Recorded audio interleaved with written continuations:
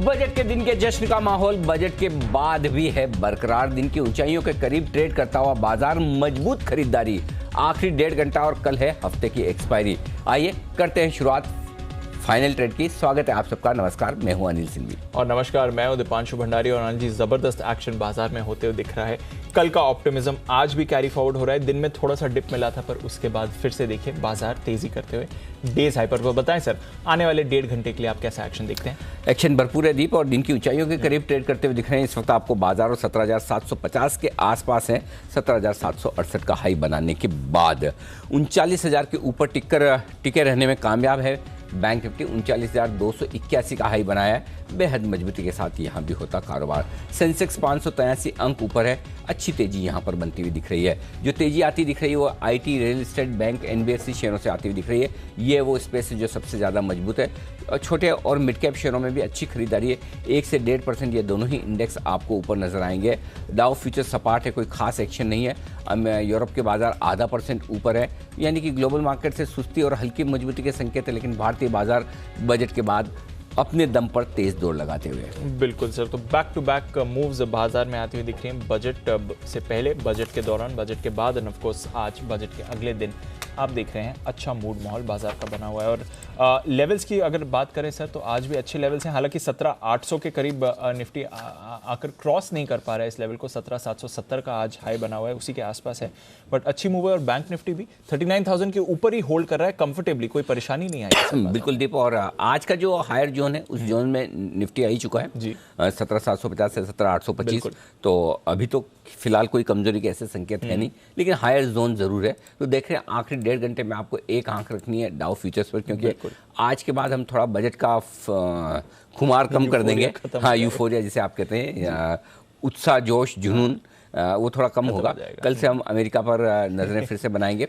हालांकि वहां से ऐसे कोई खास संकेत खराबी के है नहीं। और स्पेशली अगर आप नैस्डैक फ्यूचर देखें तो तबियत मस्त हो जाएगी आपकी।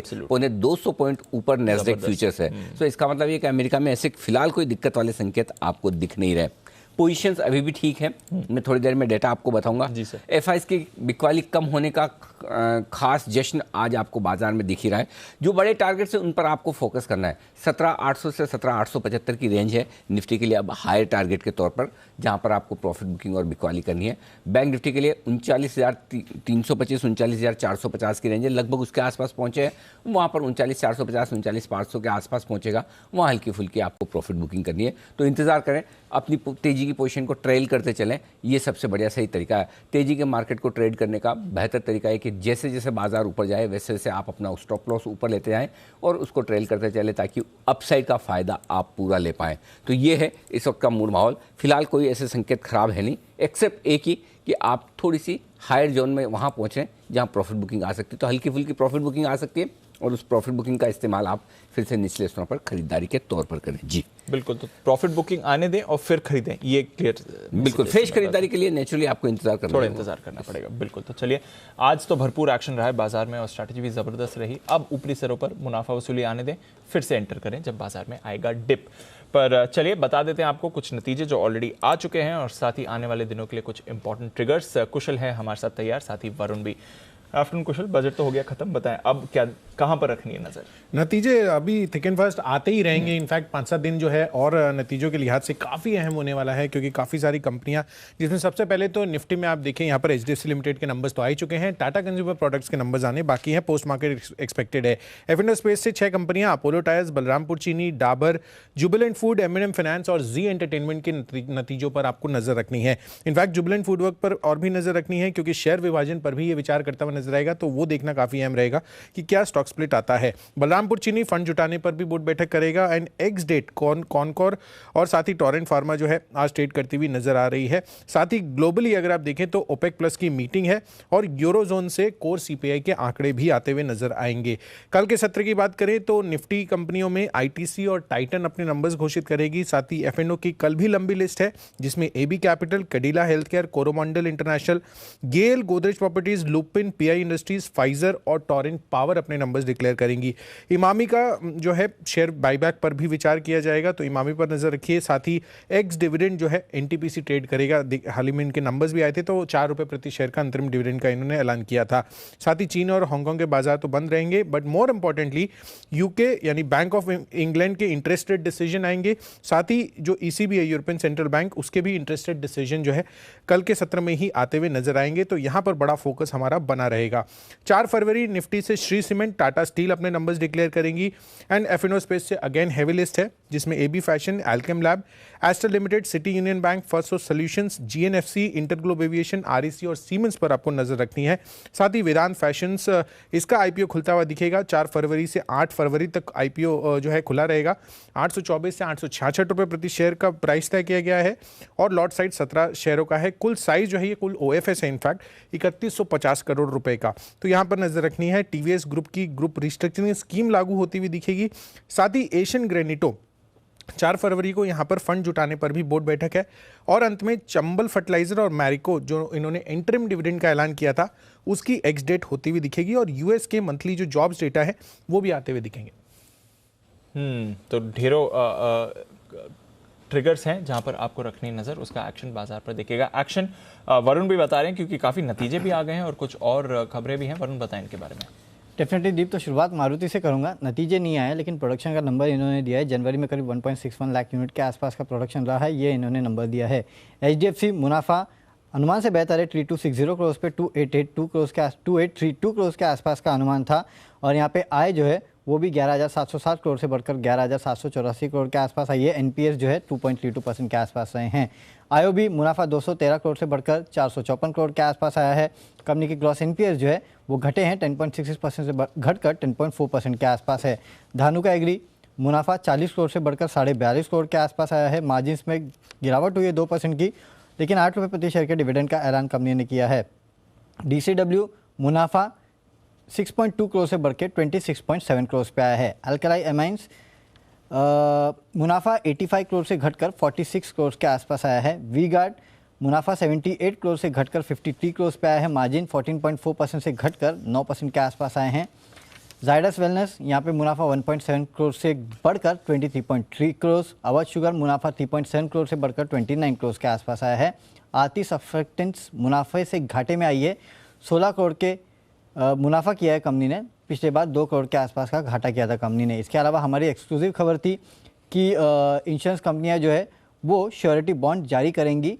बैंक गारंटी का विकल्प जो है वो श्योरिटी बॉन्ड रहेगा। और इसके बाद आपने देखा इंश्योरेंस कंपनीज पे भी अच्छी खासी तेजी हुई है। एलेम्बिक फार्मा किडनी की बीमारी की एक दवा है, उसके लिए यूएस एफडीए से दवा के लिए मंजूरी मिली है। नैल्को 7 फरवरी को कंपनी की बोर्ड की बैठक है, जहाँ पे second interim dividend pay company विचार करने वाली है। एचसीसी, इस कंपनी ने अपने एक हाईवे प्रोजेक्ट है उसकी बिक्री की है और करीब 600 करोड़ के आसपास की जो आय है रकम है वो इस कंपनी को मिलने वाली है। एल&टी हाइड्रोकार्बन इंजीनियरिंग के स्कीम ऑफ अरेंजमेंट को एनसीएलटी से मंजूरी मिली है। बीपीसीएल 5 साल में 1000 मेगावाट के आसपास की रिन्यूएबल क्षमता जो है इसको हासिल करने का कंपनी का लक्ष्य है, जिसमें करीब 5000 करोड़ के आसपास का निवेश कंपनी करने वाली है। MBL infra Uttarakhand road project के लिए 60 करोड़ का ऑर्डर मिला है। कुछ ब्लॉक डील्स हुई है। TTML 20 lakh share, BML 22.5 lakh share, ITC 17.5 lakh share और मैक्स हेल्थ में 11 लाख शेयर के बड़े सौदे हुए हैं। सबसे बढ़िया रिजल्ट किसके? अनिल जी, एचडीएफसी वैसे तो लग रहा है, लेकिन इसके अलावा अच्छा कैश में आपको चाहिए? एफएनओ के तो सब याद करके आते हैं। कैश में अनिल जी एक जायडस वेलनेस और अवध शुगर, ये दो अच्छे लगे। मुझे तो आईओबी लग रहा है सर। सही जवाब। अच्छा, ये तोड़ फोड़ है। मतलब खतरनाक रिजल्ट, इतने खतरनाक रिजल्ट, मतलब मैंने ये इस बैंक की रीरेटिंग करने वाले हैं। मैं इस बार सरकारी बैंकों के रिजल्ट पे मेरी नज़र बहुत ज़बरदस्त है। आप देखिए इसके 3.25% के आसपास नेट एनपीए थे, वो घट कर रह गए 2.5% 3% की रेंज में 2.63%, यानी कि लगभग आधा % एनपीए घट के आ गए। मुनाफा 213 करोड़ से 454 करोड़, डबल है लगभग।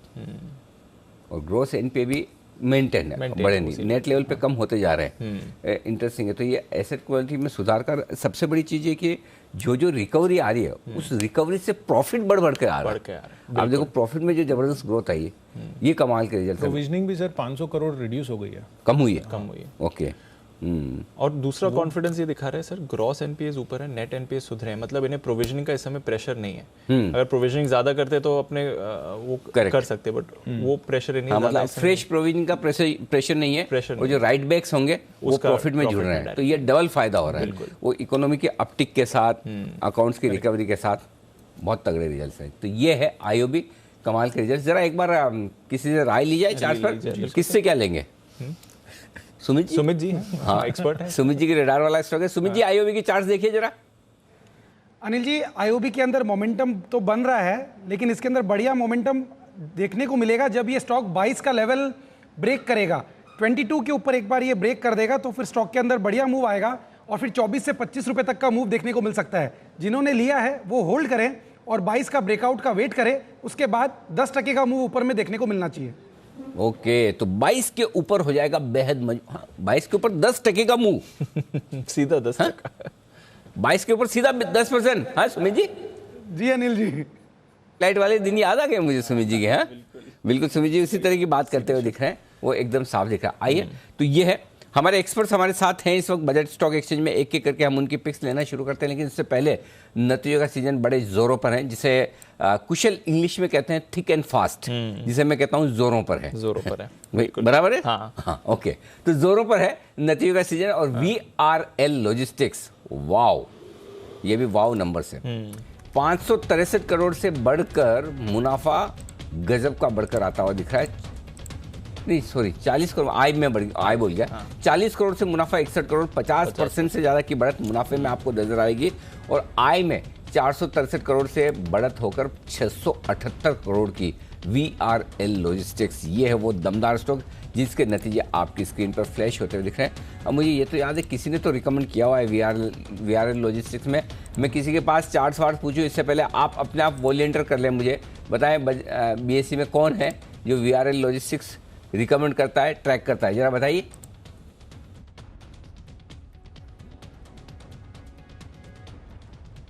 उससे मुझे हाथ थोड़ी दिखता, आप खुद नहीं पूरे दिख रहे हो, हाथ में कैसे बताए? नाम बोलना पड़ेगा, और नाम में भी मैं मत बोलना।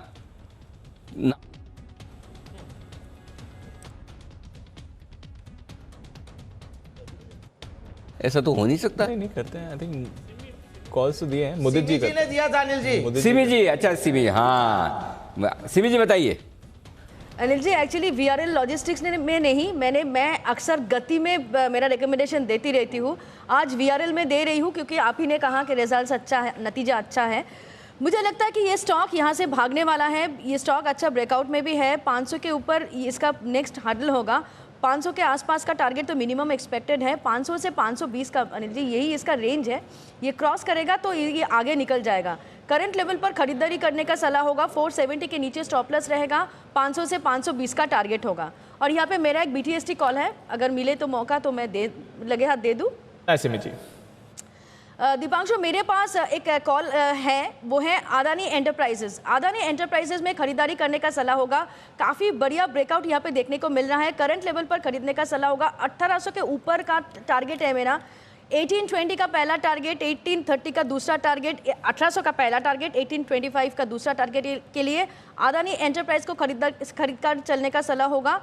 1750 के नीचे स्टॉप लॉस रखना पड़ेगा। और ये स्टॉक, इसमें अच्छा ब्रेकआउट आई है, मुझे लगता है कि ये स्टॉक इसका टारगेट ज़रूर हासिल करेगा आज से कल सुबह के बीच में। अदानी एंटरप्राइजेज, माफ़ कीजिएगा, इससे आप करें शुरुआत। ये आ रही है सिमी जी की तरफ से राय 1800-1820 के टारगेट्स के लिए। आइए, भसीन साहब भी है हमारे साथ तैयार। गुड आफ्टरनून भसीन साहब, बताएं सर आपकी कॉल इस समय। गुड आफ्टरनून दीपांशु, पहले अपडेट दे दूं। 210, 215, 220 में IRB कहा था टॉप गेनर होएगा। 278 रुपए बिक गया आज। 3 दिन में it is up 25-30%। So IRB has been an outperformer. उसके अलावा आपको मैंने यूनियन बैंक बहुत जोर से कहा था 43, 44, 48.5 है, 75 का भाव कायम है। अब मैं 2 कैश के शेयर कहना चाहता हूं जो बजट रिलेटेड और बहुत अच्छे प्लेज हैं।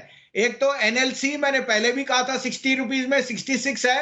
NLC is headed to 85 rupees on the back that it's the second largest coal player, and in lignite it's the largest.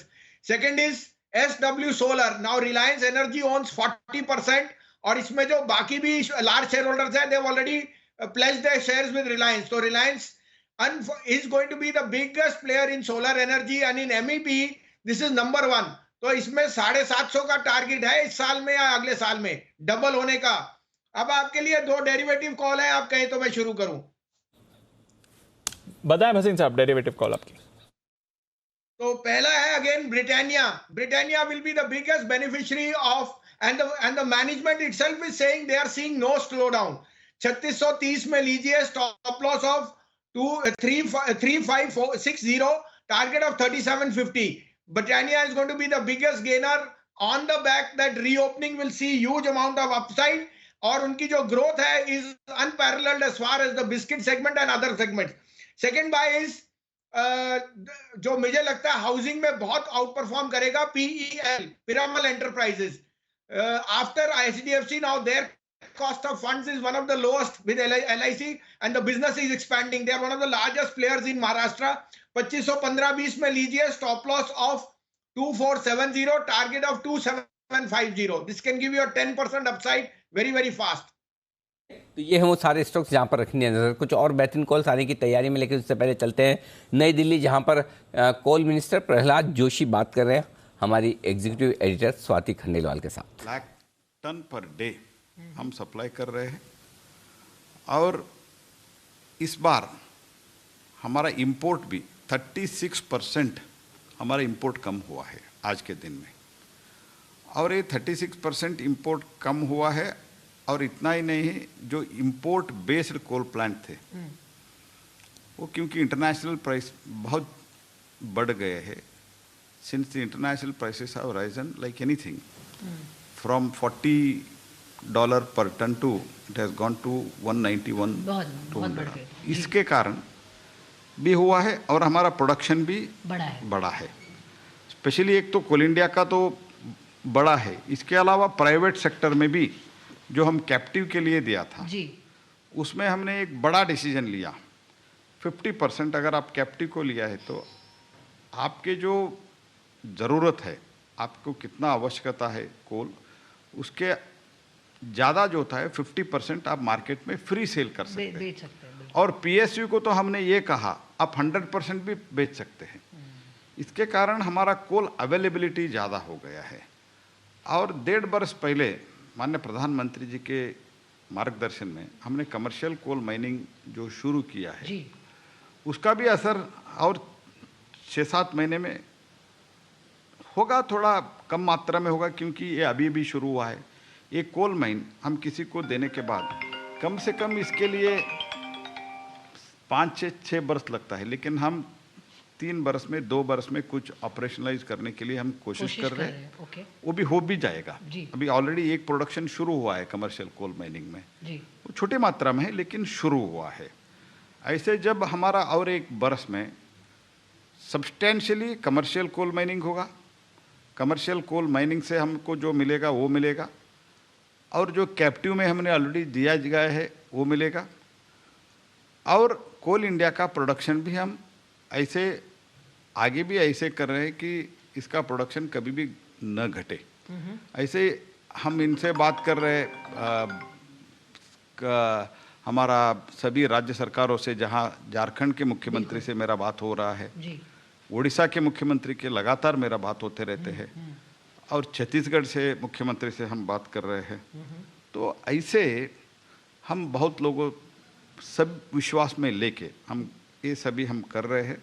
मुझे लगता है हम आगे 1-8 वर्ष में, तो next year I can say, हम बिल्कुल ओके। ये है कोयला मंत्री प्रहलाद जोशी जो बताते हुए बजट के बाद अपनी प्रतिक्रिया और उसके बाद अपनी मिनिस्ट्री के बारे में। इस बीच जुबिलेंट फूड के नतीजे आपकी स्क्रीन पर फ्लैश होते हुए दिख रहे हैं। मुनाफा उम्मीद से थोड़ा सा कम आता हुआ दिखा है, आय उम्मीद के मुताबिक है, मार्जिन्स उम्मीद के मुताबिक हैं। तो एक मुनाफे के आंकड़ों को छोड़ दें जो कि उम्मीद से कम है, बाकी रिजल्ट्स कमोबेश उम्मीद के मुताबिक आते दिख रहे हैं। सेम स्टोर सेल्स ग्रोथ के आंकड़े आने बाकी है, जिस पर आमतौर पर स्टॉक का रिएक्शन होता है, लेकिन ये कह सकते हैं कि रिजल्ट्स में कोई बड़ा मतलब तूफानी ऐसा खुश होने का कारण नहीं है, और कोई बहुत बड़ी निराशा नहीं है। हाँ, प्रॉफिट के फ्रंट पर जरूर थोड़ा सा कमजोर है, लेकिन SSG same store sales growth कितनी आती है वो देखना इंटरेस्टिंग होगा। फिलहाल ये आपके लिए नतीजे जुबिलेंट फूड के इस वक्त स्क्रीन पर फ्लैश होते हुए दिख रहे हैं। और हाँ, स्टॉक स्प्लिट भी आया है। हर आपके पास एक शेयर है तो वो एक शेयर 5 शेयरों में बदल जाएगा, स्टॉक स्प्लिट हो जाएगा, ये भी आपको साफ दिख रहा है। लेकिन हाँ, उम्मीद से थोड़ा सा मुनाफा कम आता हुआ दिख रहा है। दीप 150 करोड़ का अनुमान था, 133-134 करोड़ के आसपास का मुनाफा है, तो मुनाफे में जरूर आप कह सकते हैं 10% की कमी आई है अनुमान के मुताबिक। बाकी सारे एकदम इन लाइन है नंबर्स, राइट। इन्होंने एक आंकड़ा दिया है, ये ओवरऑल ये blended same store sales growth नहीं है सर इनकी, but 7.5% versus negative 0.2% on a YOY basis. ये combined same store sales growth का डेटा आने देते हैं, फिर इसको आपके सामने रखेंगे। वैसे हमने 10% का अनुमान लगाया है, पिछले साल नेगेटिव 1.7 था, तो उस हिसाब से देखेंगे तो थोड़ा सुधार है, बट ये फाइनल फिगर नहीं है, ये सिर्फ नॉन स्प्लिट स्टोर्स की है। जो रेस्टोरेंट्स हैं जो प्रीवियस फाइनेंशियल ईयर्स में खुले हुए थे वो उनके बारे में है, तो वो आंकड़ा जो आपके लिए वो 7.5% का आते हुए दिखा है। नेटवर्क थोड़ा ऑफकोर्स यहाँ से उनका बड़ा ही है। तो एक final blended same store sales growth का आंकड़ा भी आपके सामने रखते हैं और फिर नतीजों का विश्लेष करेंगे। तब तक एक बार ज़रा चार्ट्स पर ज़रूर राय लूँगा, क्योंकि काफ़ी एक्टिवली ट्रेडेड काउंटर है ये। कुणाल जी, जुबिलेंट फूड क्या राय देंगे सर इस पर? चार्ट पर अगर आप देखें दीपांशु, तो एक कंसोलिडेशन यहाँ चल रहा है, एक डाउनवर्ड स्लोपिंग चैनल में जुबिलेंट फूड ट्रेड कर रहा है काफ़ी अरसे से, और एक उछाल हमने अभी देखा है पिछले 2-3 सत्रों में, लेकिन मुझे लगता है कि थोड़ी और कमजोरी यहाँ देखने को मिलेगी। तो खरीदारी की मेरी राय नहीं है, निचले स्तरों पर जरूर खरीदारी का प्रयास करना चाहिए। तो 3250 के आसपास आ जाए तो उन स्तरों पर खरीदारी की सोचें। फिलहाल मुझे लगता है वेट एंड वॉच करें, अगर पहले का लिया हुआ है तो 3250 के स्टॉप लॉस से होल्ड करें। तो ये है आपके लिए 3250, यानी कि यहाँ से 200 रुपये नीचे मिले तो ही खरीदे, अभी नहीं। इसका मतलब थोड़ी गुंजाइश है। एक बार जरा देखते हैं कि फाइनल नंबर से सेम स्टोर सेल्स ग्रोथ के क्या निकल कर आते हैं। तिमाही दर तिमाही जरूर रेवेन्यू कम होकर आया है, कम होकर, हाँ, थोड़ा सा तिमाही दर तिमाही नंबर्स रेवेन्यू के फ्रंट पर थोड़े से वो अक्रॉस एक्चुअली थोड़ी सुस्ती तिमाही दर तिमाही दिखी। मगर कुल मिला के नतीजे में ऐसा उत्साह वाला मामला कुछ भी नहीं है, ऐसा कुछ भी नहीं है कि जिससे ऐसा लगे वाओ नंबर ऐसा। मतलब वही वाली बात है कि जो तोड़फोड़ नंबर्स की अगर आपको उम्मीद है तो वैसा कुछ भी नहीं। ठीक है, चलिए ये है। आइए अब चलते हैं फिर से बजट स्टॉक एक्सचेंज। विश्वेश जी बताएं अपनी पिक। अनिल जी, देखिए एक स्टॉक है जो आपका पसंदीदा स्टॉक है, मुझे अच्छे से पता है और मैंने भी लोअर लेवल पर रिकमेंड किया। स्टॉक का नाम है पॉलीप्लेक्स। अनिल जी, मैं जस्ट रिव्यू कर रहा था और अभी भी 13 के पी पे मिल रहा है, 12.7 पे पी पे मिल रहा है और EV बाई EBITDA 4.7 का चल रहा है। टेक्निकली अनिल जी, जो साइडवेज कंसोलिडेशन है लास्ट 4 मंथ्स का, मुझे लगता है that gives a comfort and that is a cushion. तो यहाँ पर रिस्क रिवॉर्ड बहुत ही अच्छा है पॉलीप्लेक्स के लिए। बहुत ही छोटा स्टॉप लॉस है रिलेटिव टू द टारगेट। पहले मैं टारगेट बताता हूँ अनिल जी, 2000 और 2100 के टारगेट लगते हैं और यहाँ पे स्टॉप लॉस 1850 का है। जहाँ तक मुझे याद है आपने डबलर की बात की थी काफ़ी लोअर लेवल से, तो मैं आपकी भी राय जानना चाहूँगा अनिल जी। मेरी राय तो एकदम बढ़िया, ऑलवेज बुलिश। हर डिप पे आप कहते हैं खरीदारी करें, कोई सवाल ही नहीं। मतलब ये तो पोर्टफोलियो में रख के भूल जाने वाला स्टॉक है और पिछले 7 तिमाहियों से लगातार क्वार्टरली डिविडेंड और 7 तिमाही में 218 रुपये डिविडेंड दे चुका है। और जो प्रोडक्ट्स ये बनाते हैं, इस प्रोडक्ट्स के दाम बहुत ही गजब के बढ़े हुए हैं और जो नतीजे इस तिमाही के आपको दिखेंगे, मुझे नहीं पता एग्जैक्टली कब आ रहे हैं रिजल्ट्स, वो रिजल्ट्स बहुत ही दमदार आने वाले हैं, पहली चीज़। और दूसरी जिंदल पॉली के रिजल्ट्स आए। जिंदल पॉली के रिजल्ट से जनरली आपको इसका अंदाजा लग जाता है, ट्रेंड सेटर है। और जिंदल पॉली के रिजल्ट जो आया वैसे ही उससे भी कहीं ज़्यादा दमदार रिजल्ट्स आप पॉलीप्लेक्स के देखेंगे। तो मुझे लगता है कि ये स्टॉक बहुत जल्दी 2100 की तरफ बढ़ने की तैयारी में। शॉर्ट टर्म टारगेट बट 2500 रुपये का तो मिनिमम टारगेट पहले रखना चाहिए, बाद में 3500 का। और अगर आपको ज़्यादा कॉन्फिडेंस चाहिए विश्वेश जी, आप खाली मुझे ही ट्रैक करते हैं, कभी हम नाम तो नहीं, हम अक्षर को भी ट्रैक कीजिए विश्वेश जी। और आपके पड़ोस में बैठे हुए विकास जी, अभी अभी हाल ही में नए बुलिश हुए हैं हमारे विकास जी भी पॉलीप्लेक्स पर, जरा उनकी भी राय ले लीजिए। बताएं सर। 2-3 दिन पहले ही मैंने 1775 के लेवल पे इस स्टॉक को रिकमेंड किया और आपने भी उस पर बाद ज़बरदस्त सपोर्ट भी किया था और आज तो स्टॉक 1950 का लेवल आ गया। बट मेरा ये मानना है कि मीडियम से लंबी अवधि के लिए इस स्टॉक को रखना। और इसमें एक और ट्रिगर जो मैंने बताया था उस दिन भी, कि इलेक्ट्रिक व्हीकल्स की जो लिथियम आयन बैटरीज होती है उसको रैप करने के लिए जो फिल्म्स चाहिए होती है वो भी ये कंपनी बनाती है और कोरिया की कोई कंपनी से इनको बड़ा ऑर्डर भी मिला हुआ है।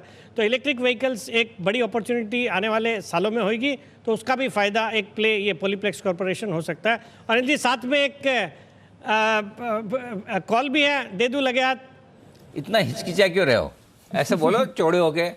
अनिल जी एक कॉल देना है, बिगुल भले मत आप बजाओ, मैं दे रहा हूँ। बिल्कुल अनिल जी, एक और स्टॉक जिसमें अभी बोलना मत, नहीं तो मैं बोल दूंगा हेलो आवाज नहीं आ रही सेठी साहब। बताएं सर। बिल्कुल अनिल जी, जो एक स्टॉक अभी खरीदने की सलाह है, सीमेंट सेक्टर पे मैं बुलिश हूँ, खास करके कल के बजट में जो अनाउंसमेंट्स आया उसके बाद। और कल मैंने डेक्कन सीमेंट को रेकमेंड किया था, जिसके टारगेट भी कल ही अचीव हो गए थे। आज ओरिएंट सीमेंट में खरीदारी करने की सलाह, 172-73 के लेवल पे स्टॉक ट्रेड कर रहा है। एक with in the cement space बहुत ही सस्ते वैल्यूएशन पे स्टॉक ट्रेड करता है। राकेश झुंझुनवाला जी भी इसमें स्टेक ओन करते हैं। बाकी मुझे लगता है सीमेंट सेक्टर कमाल करेगा, जिस तरह से सरकार ने केपेक्स के अपने जो इस बजट को बढ़ाया है, 7.5 लाख करोड़ का केपेक्स करने वाली है, इंफ्रा को पुश किया है। तो हम bullish on Orient cement with a target of 180 in the short term, और आपके स्टॉप लॉस रखना 168 का। ओके, तो ये है आपके लिए ओरिएंट सीमेंट, जहां पर आप खरीदारी करके चल सकते हैं। चलते हैं राकेश जी, कुणाल जी के पास, उनकी कॉल के लिए। बताएं सर। दीपांशु, हमारा पिक है एनएमडीसी में खरीदारी की राय है। इसमें एक नेकलाइन टूटी है, स्टॉक ने 148 की एक नेकलाइन कैश के अंदर तोड़ी है, एक पॉजिटिव क्रॉसओवर है। ओवर टू कुणाल जी। देखिए, एक inverted head and shoulder pattern बनता हुआ दीपांशु चार्ट पर नजर आ रहा है। ब्रेकआउट आता हुआ आज के, कल भी बड़ा मजबूत था आज, लेकिन एक क्लियर ब्रेकआउट नेकलाइन के लेवल के ऊपर आता हुआ दिखा है, तो इसीलिए हम लोग खरीदारी की राय दे रहे हैं। यहाँ पर बाय करके चलें, 147 रुपए पर 147 पर स्टॉप लॉस रखकर बाय करें। पहला टारगेट होगा 154 रुपए का, 154 का, इवेंचुअल टारगेट 159 का। ओके, 154, 159 के टारगेट के लिए खरीदारी करके चलनी है एनएमडीसी पर। यह है आपके लिए राकेश जी, कुणाल जी की राय। सिद्धार्थ जी से जान लेते हैं, उनको कौन सा स्टॉक है पसंद, बताएं सिद्धार्थ जी। देखिए दीपांशु, सबसे बड़ा कॉन्ट्रैक्ट मैन्युफैक्चरर भारत का अगर कोई हो तो वो है डिक्सन टेक्नोलॉजी। डिक्सन टेक्नोलॉजी पे खरीदारी की राय है, और एसर के अभी लैपटॉप्स के 5 लाख लैपटॉप्स की भी योजना, और मोबाइल फोन्स की जो मैन्युफैक्चरिंग है वो अभी भी बहुत कम परसेंटेज ऑफ द रेवेन्यू है डिक्सन का। मैं मानता हूं कि आने वाले टाइम में मोबाइल का कंट्रीब्यूशन भी बहुत बड़ा बढ़ जाएगा। डिक्सन टेक जो कॉन्ट्रैक्ट मैन्युफैक्चरर आत्मनिर्भर भारत के तहत स्टॉक, इस पे खरीदारी की राय है। पहला टारगेट होना चाहिए 5000 का, और दूसरा टारगेट होना चाहिए 5900 का। 5900 अब ऑफकोर्स लॉन्ग टर्म के पर्सपेक्टिव से, और 5000 पोजिशनल पर्सपेक्टिव से Dixon technology. Okay, Dixon technology, ये है आपके लिए सिद्धार्थ जी की राय। किरण जी बताएं आपका स्टॉक सर। दीप, मेरा स्टॉक है नेशनल एल्यूमिनियम। नेशनल एल्यूमिनियम में बाय करने की सलाह है। 114 रुपये 50 पैसे पे फ्यूचर्स ट्रेड कर रहा है, इधर बाय करना है। 113 का स्टॉप लॉस रहेगा मेरा, और 119 और 123 ये 2 टारगेट्स देखने को मिल जाने चाहिए। ओके, ये है नाल्को नेशनल एल्यूमिनियम पर खरीदारी। मोदी जी की कॉल भी है तैयार, मोदी जी बताएं सर।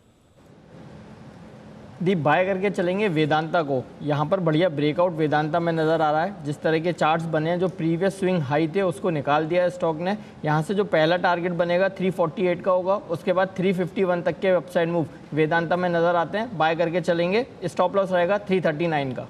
ओके, 339 के स्टॉप लॉस के साथ वेदांता। तो वेदांता, नाल्को, एनएमडीसी मेटल्स पर फिर से आप मूवमेंट बनते हुए देख रहे हैं, और हमारे एक्सपर्ट्स के रेडार पर भी ये स्टॉक्स आ रहे हैं।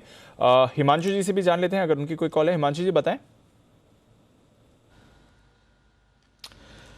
बिल्कुल दीपांशु जी, देखिए मुझे लगता है कि एफएमसीजी भी यहाँ पर एक ऐसा सेक्टर है जो कि एक अच्छा रिकवरी यहाँ से दिखा सकता है। और एफएमसीजी में दिग्गज हिंदुस्तान यूनिलीवर के चार्ट्स और डेटा दोनों ही मुझे इंटरेस्टिंग नज़र आ रहे हैं। यहाँ पर अगर आप शॉर्ट टर्म चार्ट देखें तो मुझे लगता है कि इमीडिएट इंट्राडे चार्ट्स पर एक एडम और ईव पैटर्न बना है, एक राउंडिंग बॉटम फॉर्मेशन का ब्रेकआउट यहाँ पर देखने को मिल सकता है। और डेरिवेटिव डेटा सजेस्ट करता है कि कहीं ना कहीं 2400 रुपये तक के एक मूव शॉर्ट टर्म में एक्सपेक्ट की जा सकती है। तो इसको प्ले करेंगे हम। 2340 के स्ट्राइक की कॉल ऑप्शन खरीदारी करके चलेंगे। 38 से 39 रुपये के आसपास करंट लेवल्स हैं, वहाँ पर खरीदारी करके चलने की सलाह है। 52 रुपये का पहला टारगेट और 60 रुपये का दूसरा टारगेट। हिंदुस्तान यूनिलीवर की 2340 के स्ट्राइक की कॉल ऑप्शन में खरीदारी करके चलें। 27 रुपये का यहाँ पर एक स्टॉप लॉस लगाकर चलने की सलाह रहेगी। तो कंजम्पशन पर भी रखिए नज़र। हिंदुस्तान यूनिलीवर की कॉल खरीदनी है 2340 की। जैन साहब के पास भी एक स्टॉक है, जैन साहब बताएं। यस बिल्कुल, एक तो मैं पहले अपडेट देना चाहूँगा, जो सुबह जेम स्टॉक दिया था नाहर पॉलीफिल्म्स, वो बायर पैक है 20% पे, और अभी पॉलीप्लेक्स की भी बातें हो रही थी, तो सिमिलर सेक्टर की कंपनियां ये सब बहुत अच्छा करिए। पैकेजिंग वाले स्टॉक्स आज फॉर्म में है। और जो मैं अभी कॉल दे रहा हूँ वो है अवध शुगर। वैसे भी काफ़ी बुलिश हूँ मैं शुगर स्टॉक्स पे, इथेनॉल और ये सब को लेकर जो स्टोरी चल रही है। तो अवध शुगर 638 के लगभग अभी भाव है। 670 680 का टारगेट, 640 का स्टॉप लॉस। ओके, तो ये है आपके लिए अवध शुगर्स, जहां पर आप खरीदारी करके चल सकते हैं। काउंटर में मूवमेंट आ रहा है। जय के पास चलते हैं, उनकी कॉल के लिए भी। जय बताइए। जी दीपांशु खरीदना है जेबी केमिकल्स 1860 के आसपास अभी ये स्टॉक ट्रेड कर रहा है दीपांशु, इसको खरीदना है। इसमें टारगेट्स रहेंगे 1920 और 1950 के, यहाँ पे स्टॉप लॉस रहेगा 1790 का। दीपांशु मैं कहूँगा जो हिसाब से ये स्टॉक में आज के ट्रेडिंग सेशन में पिछले स्विंग रेजिस्टेंस के ऊपर एक ब्रेकआउट आया है, मोमेंटम वीकली चार्ट्स में अगर आप देखें तो क्लियर एक फ्रेश बाय क्रॉसओवर यहाँ पे देखने मिल रहा है। और अब ये स्टॉक में दीपांशु ऊपर में मुझे 1950 1970 तक कोई रेजिस्टेंस नज़र ही नहीं आ रहा है। सो एक क्लीन मूव हो सकता है यहाँ पे, एक बहुत ही विदाउट रेजिस्टेंस एक मूव हो सकता है, एक स्विफ्ट मूव हो सकता है। और जो हिसाब से वॉल्यूम्स लास्ट 3-4 दिनों में हो रहे हैं, दैट क्लियरली शोज के बाय इंटरेस्ट था लोअर लेवल्स पे। तो risk reward point of view JB chemicals ये खरीद के चले। ओके, तो जेबी केमिकल्स इस पर करके चलें खरीदारी। आशु सर भी हैं तैयार। और आशु सर, बढ़िया रिएक्शन बाजार ने बजट को दिया, उसके बाद भी एक अच्छी रैली है, डेज हाई पर है, क्या राय है इस समय बाजार पर, क्या करना चाहिए?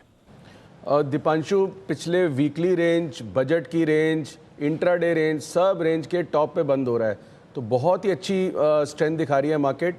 मतलब जो भी आपके लॉन्ग स्टॉक्स हैं, एनएमडीसी तो हम बात कर ही चुके हैं, रवि, राकेश जी, कुणाल जी ने फ्रेश कॉल दी है, बहुत ही बढ़िया लग रहे हैं सारे स्टॉक्स। तो मुझे लगता है कि सब कैरी करने चाहिए। जो सुबह HCL टेक की कॉल दी थी, कहने के वो 25-30 रुपये बढ़ चुका है, लेकिन मुझे लगता है जैसे मैंने टारगेट बढ़ा दिया 1250-1300 तक भी जा सकता है। तो अभी ट्रेंड ऐसा है कि मार्केट में बिल्कुल लॉन्ग रहना चाहिए। और सब कुछ जो आपका लॉन्ग है, मतलब पार्शियल बुकिंग तो प्रूडेंट होती है डिसिप्लिन के लिए, बट कैरी करके चलना चाहिए। अभी बाजार में तेजी लगती है। और कल भी डाउ से डरे नहीं, अनलेस डाउ में 300-400 पॉइंट की गिरावट आ जाए, 150 प्लस माइनस से कुछ नहीं होगा, गैप ओपनिंग अभी भी मिल सकती है हमारे को कल। यह आपके लिए बाजार पर स्प्रेड जो आ रहा है आशु सर की तरफ से इस समय देखते हैं। अच्छा एक्शन इस समय मार्केट में बन रहा है और काफ़ी सारे stocks higher end of trading range पर भी मूव कर रहे हैं। पर आइए, 2:30 बज गए हैं, एकदम बैंग ऑन, और जानते हैं अनिल जी से उनकी इस समय की मार्केट स्ट्रैटेजी।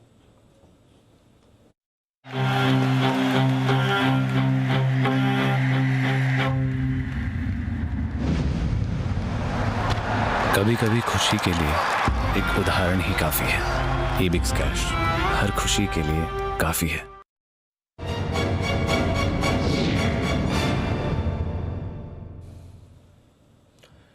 अनिल सर, बढ़िया एक्शन में है बाजार।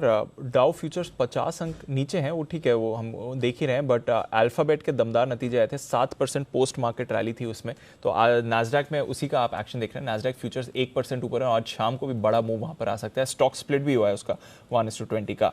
इसके अलावा यूरोप में अच्छी तेजी बनी हुई है सर, 0.5% ऊपर यूरोप के बाजार है। ओपेक की बैठक है, उससे पहले कच्चा तेल एकदम स्टेबल इस समय दिख रहा है। गोल्ड और सिल्वर एकदम सपाट है, इनफैक्ट सिल्वर में थोड़ी खरीदारी हो रही है, 0.5% ऊपर सिल्वर है। तो ग्लोबल संकेत ठीक है सर, अच्छे ही कह सकते हैं, और हमारे बाजार भी डेज हाई पर है, क्या करना है? दीप, आप ऐसे टाइम पे सवाल पूछते जब मार्केट एकदम ऐसे लेवल पे है कि मतलब जवाब देना थोड़ा मुश्किल होता है, लेकिन डेटा बहुत ही मजबूती के साथ बने। एक अच्छी चीज़ जो होती दिख रही है वो बता दूं पहले, 17,700 हो गया है बचे हुए समय के लिए। तो पूरी संभावना है कि आज की क्लोजिंग आपको 17,700 के ऊपर मिलेगी। सो 17,650 17,750 की जो कंजेशन जोन है, अगर इसके ऊपर आप बंद हो जाते हैं 17,750 के ऊपर, तो ट्रेंड बहुत ही मजबूती का फिर 18,000 के पार के लेवल्स और आपको आते हुए दिख सकते हैं। ये पहली चीज़ है। सो 17,700 क्लोजिंग बेसिस पर होल्ड करना चाहिए। वजह ये 64 लाख शेयर वहाँ पर पुट में ओपन इंटरेस्ट है। सो आपके लिए रिस्क ज़्यादा नहीं है, यहाँ से मुश्किल से 75-80 पॉइंट की है। एक तरह से वो आप एक स्टॉप लॉस मान सकते हैं। 3:20 पर इसको रिव्यू कर लेंगे। लॉन्ग पोजीशन को 800, 825 और 875 के टारगेट तक के लिए होल्ड करना चाहिए आपको। फ्रेश लॉन्ग करने की राय इस वक्त इसलिए नहीं है क्योंकि 1 ही घंटा बचा है और आप डे हाई पर हैं, तो आपके लिए रिस्क रिवॉर्ड रेशियो बहुत फेवरेबल नहीं है। सो अगर नीचे आए 17,700 के आसपास, या तो तब खरीदें, या जो आपने खरीदा हुआ है उसे ट्रेल करते चले। बैंक निफ्टी 39,000 बेस हो गया। अब आप 39,000 के नीचे आज बंद नहीं होंगे, ये कंफर्ट रख सकते हैं। और उसकी वजह यह कि 39,000 के पुट पर 30 लाख शेयर हैं, हाईएस्ट ओपन इंटरेस्ट। 39,000 के कॉल्स पर 18 लाख शेयर हैं। 39,200 पर भी 15 लाख शेयर हैं। तो कॉल राइटर्स थोड़ा फंसता हुआ दिख रहा है बैंक निफ्टी में। अब आप 39,300 भी पार करने के मूड में, जहाँ जाकर आप रुकेंगे वो 39,500 के आसपास है। जो ब्रॉडली रेंज बैंक निफ्टी की दिख रही है 39,000, 39,500, तो मैं 39,450 के आसपास आने पर प्रॉफिट बुक करके इंतज़ार करेंगे। 39,350, 39,450 ये वो रेंज है जहाँ आपको प्रॉफिट बुक करना चाहिए। और नीचे की तरफ अगर वापस से 39,000 के आसपास आए तो वहाँ खरीदारी करनी चाहिए। ये बैंक निफ्टी के लिए लेवल से। तो बाय ऑन डिप्स का मार्केट है, लॉन्ग पोजीशन को स्टॉप लॉस के साथ ट्रेल करते हैं। बिल्कुल, बाय ऑन डिप्स का मार्केट है और लॉन्ग पोजीशन को स्टॉप लॉस के साथ ट्रेल करते हुए चल सकते हैं। चलिए, तो ये है आपके लिए इस समय बाजार पर स्ट्रैटेजी। आइए कॉल्स एक दो और ले लेते हैं क्योंकि बाजार भी काफ़ी गर्म है, डेज हाई पर हैं और देखते हैं किस तरह की मूव आ रही है। हिमांशु जी के पास एक और कॉल तैयार है। हिमांशु जी बताएं सर। दीपांशु जी, एक बड़ा ब्रेकआउट कैश सेगमेंट के स्टॉक में आता हुआ नजर आ सकता है और स्टॉक का नाम है बॉम्बे डाइंग का। मुझे लगता है कि एक अच्छे बेस बनाकर एक अच्छे कंसोलिडेशन के बाद ये स्टॉक एक ब्रेकआउट के लिए तैयार है। तो यहाँ पर करंट लेवल्स 117 रुपये के आसपास है, यहाँ पर खरीदारी करके चला जा सकता है 112 रुपये के स्टॉप लॉस के साथ।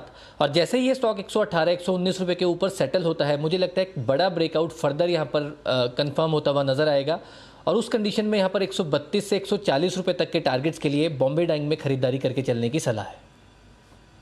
यह है आपके लिए बॉम्बे डाइंग, जहां पर करनी है खरीदारी। बाजार और गर्म होते हुए दिख रहे हैं और विश्वेश जी और जय दोनों की स्ट्रैटेजी है। पहले लेते हैं विश्वेश जी की कॉल। विश्वेश जी बताएं। दीपांशु, देखिए कंसेंसस व्यू है और कंसिस्टेंटली कल से सिमिलर स्टैंस है। निफ्टी का पीसीआर आप देखेंगे तो इतना ब्यूटीफुल पीसीआर तो मैंने लॉन्ग टाइम में नहीं देखा है। 7 करोड़ 72 लाख कॉल्स है, 7 करोड़ 73 लाख पुट है, which is of the 3rd Feb expiry, outstanding. लेकिन जो डेटा है वो है आज का चेंज। निफ्टी के आज के total put side built up is 1 crore 98 lakh share. Post budget 2 crore put किसी ने लिख डाले हैं और अगर गलती से 17,800 के ऊपर ये टिक जाता है, जो मुझे लग रहा है वहाँ पे 49 लाख शेयर है, तो बहुत बड़ा मूव आएगा। तो मुझे लगता है निफ्टी का 17,800 का कॉल लेना चाहिए, लेकिन अगली एक्सपायरी का जो 165-66 के आसपास चल रहा है, मेरे हिसाब से इसको खरीदा जाए। यहाँ पे 110 के आसपास स्टॉप लॉस रखना चाहिए। 250 और 290 ये दो टारगेट के लिए निफ्टी का 17,800 का 10th Feb का कॉल ऑप्शन खरीदने की राय है। बिल्कुल, तो निफ्टी यहाँ से और चलने के लिए तैयार है। विश्वेश जी 17,800 के कॉल खरीदवा रहे हैं। सर एट द मनी खरीद रहे तो कल वाला क्यों नहीं? अनिल जी, प्रॉब्लम यह है कल वाले में, क्योंकि 50 लाख का ओआई बहुत मेहनत ओआई होता है मेरे हिसाब से। दूसरा, बजट के बाद मोर और लेस आईवी क्रश हो चुकी है और अभी भी वो राइटर खड़ा है। तो होता क्या है अनिल जी, 50 रुपये 55 रुपये के आसपास चल रहा है। तो अगर बाजार 30 पॉइंट 50 पॉइंट भी पुल बैक देता है तो 50 रुपये वाला ऑप्शन 20 रुपये 25 रुपये हो जाता है। तो हमारे जो व्यूअर है वो स्टॉप लॉस नहीं रखते और वो पूरा प्रीमियम उनका जीरो हो जाता है। सो टाइम वैल्यू के हिसाब से buying next expiry makes more sense Anil ji. Okay, तो ये है आपके लिए राय अगले हफ्ते की एक्सपायरी, ना कि कल की एक्सपायरी पर 17,800 का कॉल खरीदने के लिए। जय, आपकी भी राय है बाजार पर, बताएं। जी बिल्कुल, दीपांशु, जैसे अनिल जी ने कहा, मेरा व्यू सेम है। इनफैक्ट मैंने यही मॉर्निंग में भी कहा था कि 39,200 के लेवल्स हमें देखने मिलेंगे और अगर वो पार होंगे तो और हमें फिर से एक बाय रिकमेंडेशन दूंगा और वो हो चुका है। सो इन द मनी ऑप्शन लेना है नेक्स्ट वीकली एक्सपायरी का जो 10th Feb है। 755 पर आप लीजिए, 755 पर 39,000 के स्ट्राइक का कॉल ऑप्शन बैंक निफ्टी का। यहाँ पे आपको स्टॉप लॉस प्लेस करना होगा 585 का दीपांशु। टारगेट्स ऊपर में बन रहे 950 एंड 1047। सो 950 एंड 1047 ये दो टारगेट्स के लिए आप खरीद कर चले बैंक निफ्टी का 39,000 के स्ट्राइक का कॉल ऑप्शन। इसमें नेक्स्ट लेवल जो दीपांशु ऊपर में बनकर आ रहा है, पहले तो मैं वो बता देता हूँ, स्पॉट में वो है 39,500 और वो जैसे ही निकलता है 39,500, नेक्स्ट उसके बाद का लेवल बनेगा 39,700। सो 39,500 एंड 39,700 ये लेवल्स आपको इमीडिएट बेसिस पर बैंक निफ्टी में देखने मिलेंगे और अगर वो होता है देन 950 एंड 1047 ये आपको कॉल में लेवल्स देखने मिलेंगे। तो ये है आपके लिए राय इस समय बैंक निफ्टी पर। तो विश्वेश जी निफ्टी की कॉल खरीदवा रहे हैं, जय बैंक निफ्टी की कॉल, और बाजार यहाँ पर बढ़िया मोमेंटम में है। 39,375 का टारगेट भी लगभग आ गए हैं दीप। फाइनल अब 39,450 का और बचा है आज। इसलिए बैंक निफ्टी आपने बोला एग्रेसिव कुछ नहीं, खाली यही है जो एक ही है जो देना था। लगभग सारे टारगेट्स आ गए। तो हाँ, 39,450 का एक और फाइनल बचा है बस। सर एक स्टॉक है जो निफ्टी की मूव में योगदान दे रहा है और ऑफ कोर्स रेडार पर भी आया, बट 6% की मूव कल और आज कंबाइंड इस पे आ चुकी है अगर आप देखें तो, और वो है आईटीसी। ऑफ कोर्स हमने चर्चा करी कि क्यों आईटीसी मूव में आया। बजट में तो कुछ ऐसा खराब नहीं था इस काउंटर के लिए जो हर बार डर रहता है, पर अब आईटीसी के लिए अगला ट्रिगर बनेगा इसके नतीजे। और कैसे रहेंगे नतीजे, आइए जानते हैं वरुण के साथ। वरुण बताएं, आईटीसी सबकी नज़र है इस पर, नतीजे क्या कहेंगे? नतीजे तो अच्छे रहेंगे देखिए दीप, और जो इसके सेगमेंट्स थे ना इस कंपनी के, अगर पिछले साल इसी क्वार्टर में आप देखते तो सब में प्रेशर था। पेपर बोर्ड प्रेशर था, एग्री प्रेशर था, सबसे ज़्यादा प्रेशर अगर कहीं था तो वो होटल था, और उसमें सबसे बड़ा रिवाइवल जो है इस क्वार्टर में देखने मिलेगा। सिगरेट का कारोबार, वहाँ भी लो बेस के चलते वॉल्यूम जो है उसमें अच्छी खासी बढ़ोतरी होगी। हमारा मानना है कि सिगरेट वॉल्यूम जो है करीब 8 से 9% के आसपास बढ़ेंगे। एफएमसीजी सेल्स 10 से 12% बढ़ेगी। हालांकि यहाँ पे एफएमसीजी में मार्जिन्स में दबाव होगा तो उसका इम्पैक्ट होगा। होटल कारोबार लो बेस के चलते हो सकता है दुगना, तिगुना, 4 गुना किसी भी तरह का नंबर आ सकता है, जिस तरह से इंडियन होटल्स या बाकी नंबर्स हमने देखे तो वहाँ पे नजर होगी। एग्री बिजनेस 10 से 15%, पेपर बोर्ड में करीब 15 से 20% के आसपास की बढ़ोतरी होगी। इसके चलते रेवेन्यूज़ करीब 10% बढ़ेंगे, 12,940 करोड़ पे आएंगे। मार्जिन्स बढ़ सकते हैं इस कंपनी के 36.3% से बढ़ के 36.8% के आसपास आएंगे। जबकि याद रखिए बाकी एफएमसीजी कंपनी में मार्जिन्स में दबाव आया, अब इसमें सुधरेंगे क्यों? क्योंकि एक तो होटल का कारोबार, सिगरेट में इस कंपनी ने नो डाउट इस क्वार्टर में प्राइस हाइक तो नहीं लिए, लेकिन पिछले क्वार्टर्स में जो प्राइस हाइक लिए थे इसके पहले, उसका इम्पैक्ट मिलेगा जो कि बेस में नहीं था, इसके अलावा पे बढ़ोतरी होगी। इसके अलावा प्रॉफिट जो है उसमें करीब 7.5-8% के आसपास की बढ़ोतरी 3950 करोड़ के आसपास ही आएंगे। तो चौतरफा नतीजे अच्छे रहेंगे। खासकर 2 बिजनेस में आपको नजर रखनी है, सिगरेट हमेशा की तरह, होटल देखना होगा वहाँ किस तरह का बाउंस बैक देखने मिलता है। तो वॉल्यूम ग्रोथ सिगरेट से बिजनेस में कैसे आती है वो इंपॉर्टेंट फैक्टर रहेगा, और होटल बिजनेस की परफॉर्मेंस।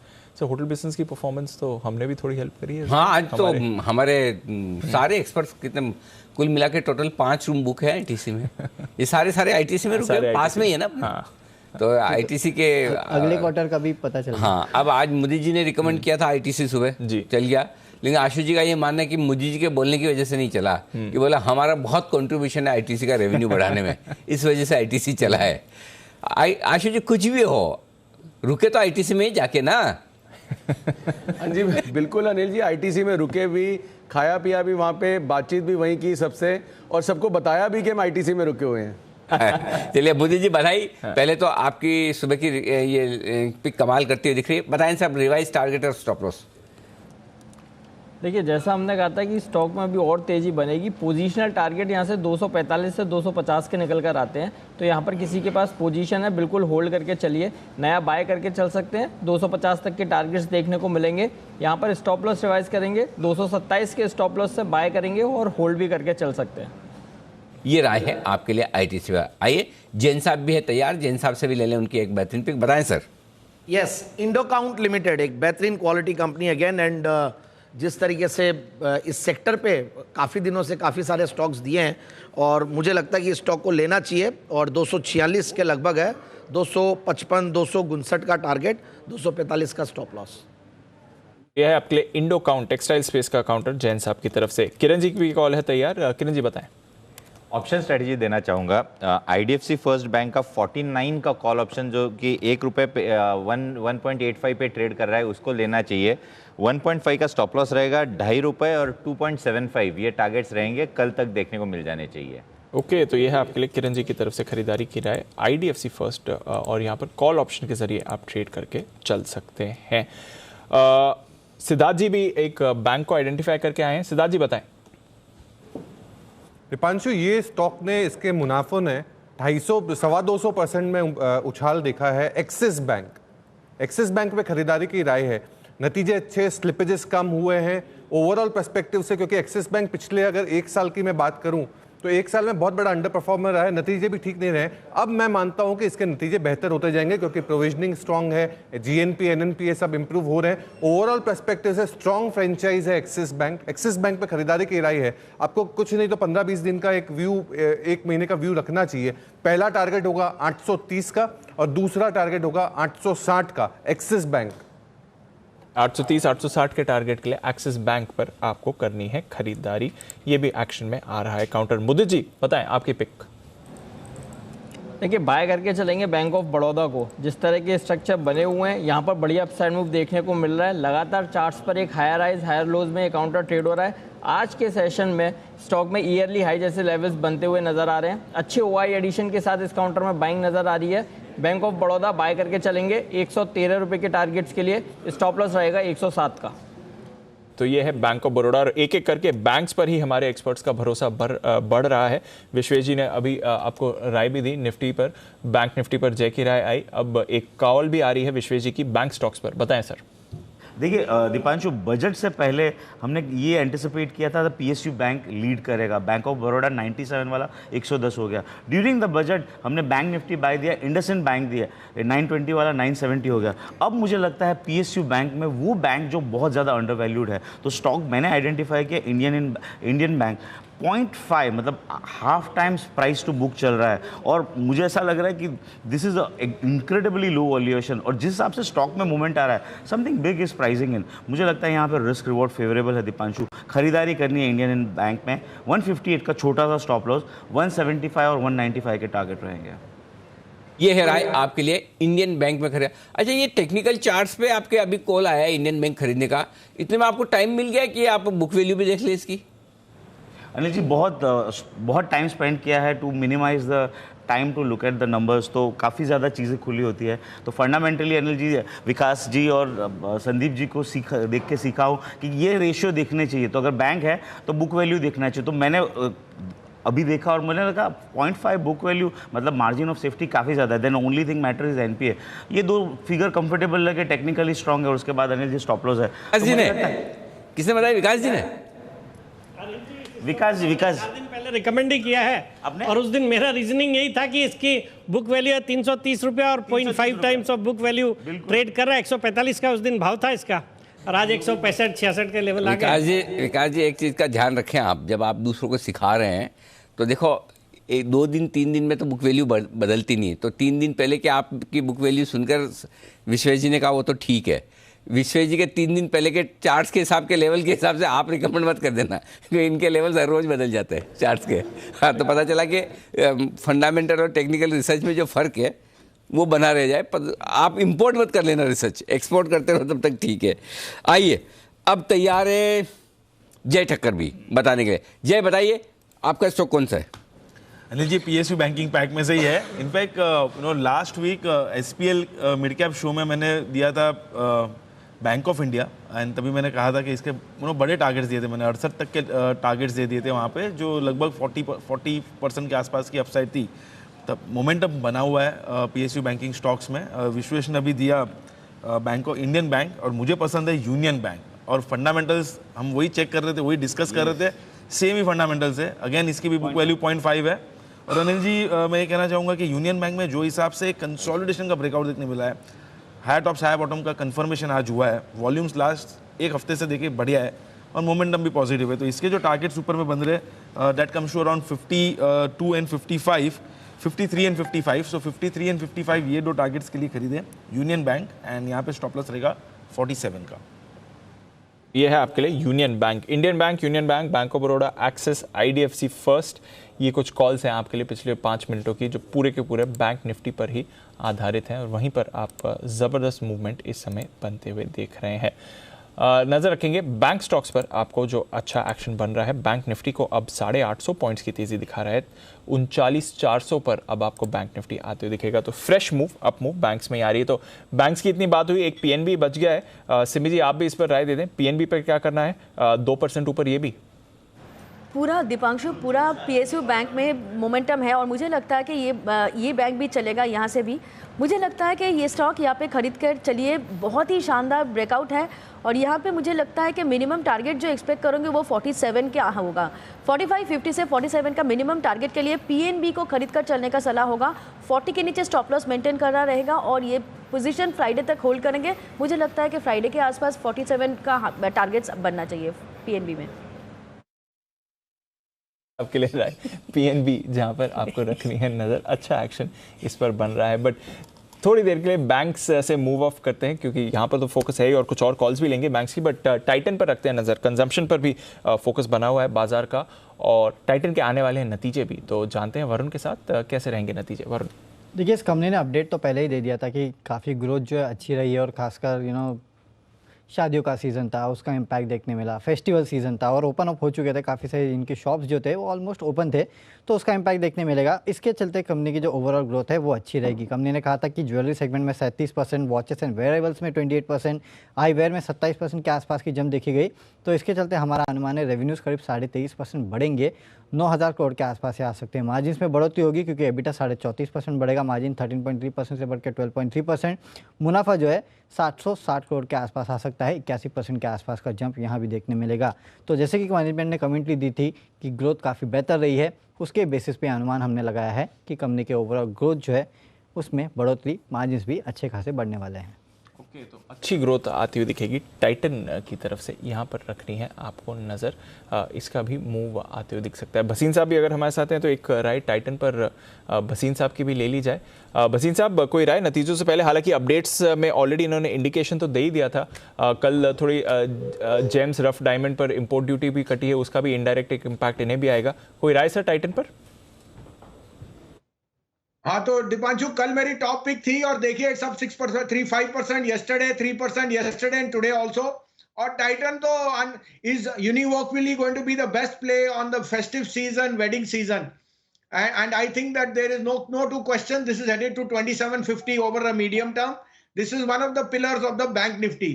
यहाँ मैं अपडेट भी दे दूं अनिल जी, अगर आपको और दीपांशु को कल याद है, मैंने पीएनबी 2 दिन पहले कहा था और आज देखिए जो मैं कहता हूं, सिमी जी और मेरा सिंह चलता है। सिमी जी ने आज पीएनबी कहा है, तो पीएनबी 45 नहीं जाएगा सर, 50 रुपए जाना चाहिए, क्योंकि बैंक में सबसे बड़ा फेवरेट वो है। तो थम्स अप टू सिमी जी, और आप कहें तो अब भी मैं 2 कॉल दूं और आपको मैं अपडेट भी दे दूं। प्लीज बताएं दोनों। अनिल जी, एक तो देखिए कल आपको हैवेल्स, गोदरेज प्रॉपर्टी, गोदरेज कंज्यूमर और ये हनीवेल ऑटो, ये मैंने कुछ दिन पहले दिया था, देखिए सारे आउट परफॉर्म कर रहे हैं। अभी मैं आपको फिर बोल रहा हूं, मेरा टॉप पिक है PEL, Piramal Enterprises is the second largest player now, not only in Maharashtra, across the board, and even though rates are higher, उनकी जो lending है it will go up much even more. तो Piramal Enterprise is headed to 2700.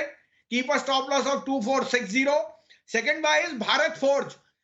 The maximum play on defense and forging industry for auto. ये सब Bharat Forge is a number 1 play. और valuation सबसे attractive है, तो एक bluest of blue chip है, हर एक के पोर्टफोलियो में होना चाहिए। 748.50 में लीजिए, स्टॉप लॉस ऑफ 721, 800 से 825 का पहला टारगेट। बट ये अगर इस साल देखेंगे तो 4 फिगर में जाएगा, 1000 रुपए में भारत फोर्ज। तो भारत फोर्ज एक और नया स्टॉक है जहां पर खरीदारी करने के आए भसीन साहब की तरफ से। पीरामल एंटरप्राइजेस पसंद है और पीएनबी में सीमी जी की तरह भसीन साहब को पहले से ही पसंद है और जोश जगा दिया है। बोले 45 नहीं 50 के टारगेट रखे। सिमी जी 50 के टारगेट ठीक है भसीन साहब ने जो कहे? अनिल जी, भसीन साहब तो फंडामेंटली चेक करके कह रहे हैं। मेरे पास तो 4650 और 47 का ही टारगेट्स आ रहा है, क्योंकि वो टेक्निकल ब्रेकआउट पॉइंट होगा, क्योंकि जहां से ब्रेकआउट मिला है उसके बाद नेक्स्ट जो हार्डल है वो 4650 से 47 का होता है, इसलिए मैंने वही टारगेट दिया था। पर उनके बाद अभी सुन के लग रहा है कि शायद 50 में दे देता तो भी चल जाता। मेरा फ्राइडे तक का टारगेट था, फ्राइडे तक अगर 50 आ जाए तो मेरा भी कॉल्स चल जाएगा। थैंक यू भसीन जी। हाँ, थैंक यू, धन्यवाद स्वीकार करें भसीन साहब। ये राय सिमी जी की तरफ से। Okay, perfect. और आइए अब वक्त है जी बिजनेस की एक और एक्सक्लूसिव खबर का, एक्सक्लूसिव रिसर्च का, माफ कीजिएगा, खबर का नहीं, खबरें तो सब कल आ गई, आज तो रिसर्च ही हो रही है। बजट की फाइन प्रिंट्स पढ़कर और बजट का विश्लेषण कर एक बार फिर से कुशल गुप्ता हमारे साथ है तैयार।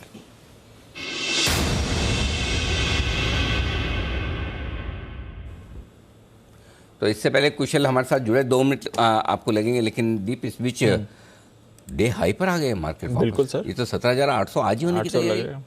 मूव वही लग रही है, बट बैंक्स अब लीड कर रहे हैं सर। तो लीडरशिप बैंक्स ने संभाली हुई है जो बाजार को ऊपर लेकर जा रहा है। एसबीआई अब एक्शन में आ रहा है, पीएनबी, कैनरा, बीओबी ये मूवमेंट आपको दिखा रहे हैं। इंडसइंड बैंक सर, एक्चुअली मेरे को आपसे इस पर भी बात करनी थी। 860 में आपको याद है थोड़े टाइम पहले रिकमेंड किया था, 860 में, वहां से देखिए आज 100 रुपए की मूव। बिल्कुल, मैंने और सेठी साहब दोनों ने स्ट्रॉन्ग रिकमेंड किया था, बिल्कुल गजब की दौड़ लगा। बाकी लोगों की तरफ से भी आई थी। आइए कुशल तैयार है, बताएं कुशल कौन से स्टॉक्स पे आपने की है रिसर्च? अनिल सर, ये एक ऐसा स्टॉक है जिसको कोई सोच नहीं सकता। मतलब यहाँ पर जो अनाउंसमेंट्स आई है उससे इसका कोई कनेक्शन जो है वो कैसे बिठाया है वो मैंने रिसर्च करके मैं लेकर आया हूँ। सबसे पहले आप देखिए डीसीएम श्रीराम इंडस्ट्रीज, ये स्टॉक है। अब ये फोकस में क्यों है? किसानों को डिजिटल और हाईटेक सेवाएं देने के लिए किसान ड्रोन फोकस में ला रही है सरकार, उसको प्रमोट करने पर इनका बड़ा फोकस है। अब आप सोच रहे होंगे कि डीसीएम श्रीराम इंडस्ट्रीज क्यों? क्योंकि यहाँ पर तो शुगर से ज़्यादा इनकी इनकम आती है। यहाँ पर सबसे बड़ी चीज़ ये हो रही है कि डीसीएम श्रीराम इंडस्ट्रीज जो है ड्रोन में इन्होंने पिछले साल 17 अगस्त 2021 में टर्की के ड्रोन उत्पादक ज़ायरॉन डायनामिक्स में 30% हिस्सेदारी खरीदी है। तो इन्होंने ऑलरेडी जो है यहाँ पर ड्रोन मैन्युफैक्चरिंग के लिए इनके साथ करार कर लिया है। इनफैक्ट मोर इंपॉर्टेंटली इनका पिछला इतिहास भी है यूएवी बनाने में, यानी कि जो ड्रोन हम पॉपुलरली बोलते हैं उसको बनाने में, जिसके बारे में मैं आपको आगे बताऊंगा। पर मोर इंपॉर्टेंटली यहाँ पर आप देखिए करार के तहत यहाँ पर डीसीएम श्रीराम इंडस्ट्रीज का सिविल और अन्य क्षेत्रों में ग्लोबल ड्रोन कंपनी बनने का जो है वो लक्ष्य है। तो डेफिनेटली यहां पर इस वजह से कंपनी जो है बड़ा फोकस अब ड्रोन इंडस्ट्री पर बनाती हुई नजर आ रही है। पिछले साल हमने ये भी देखा था कि सरकार की तरफ से काफी सारी ड्रोन रिलेटेड पॉलिसीज भी आती हुई नजर आई थी, उससे जेन टेक्नोलॉजीज हमने आपको पहले भी बताया था। और मोर इंपॉर्टेंटली अब डीसीएम श्रीराम भी यहाँ पर डीसीएम श्रीराम इंडस्ट्रीज जो है यहाँ पर एंटर करती हुई दिख रही है।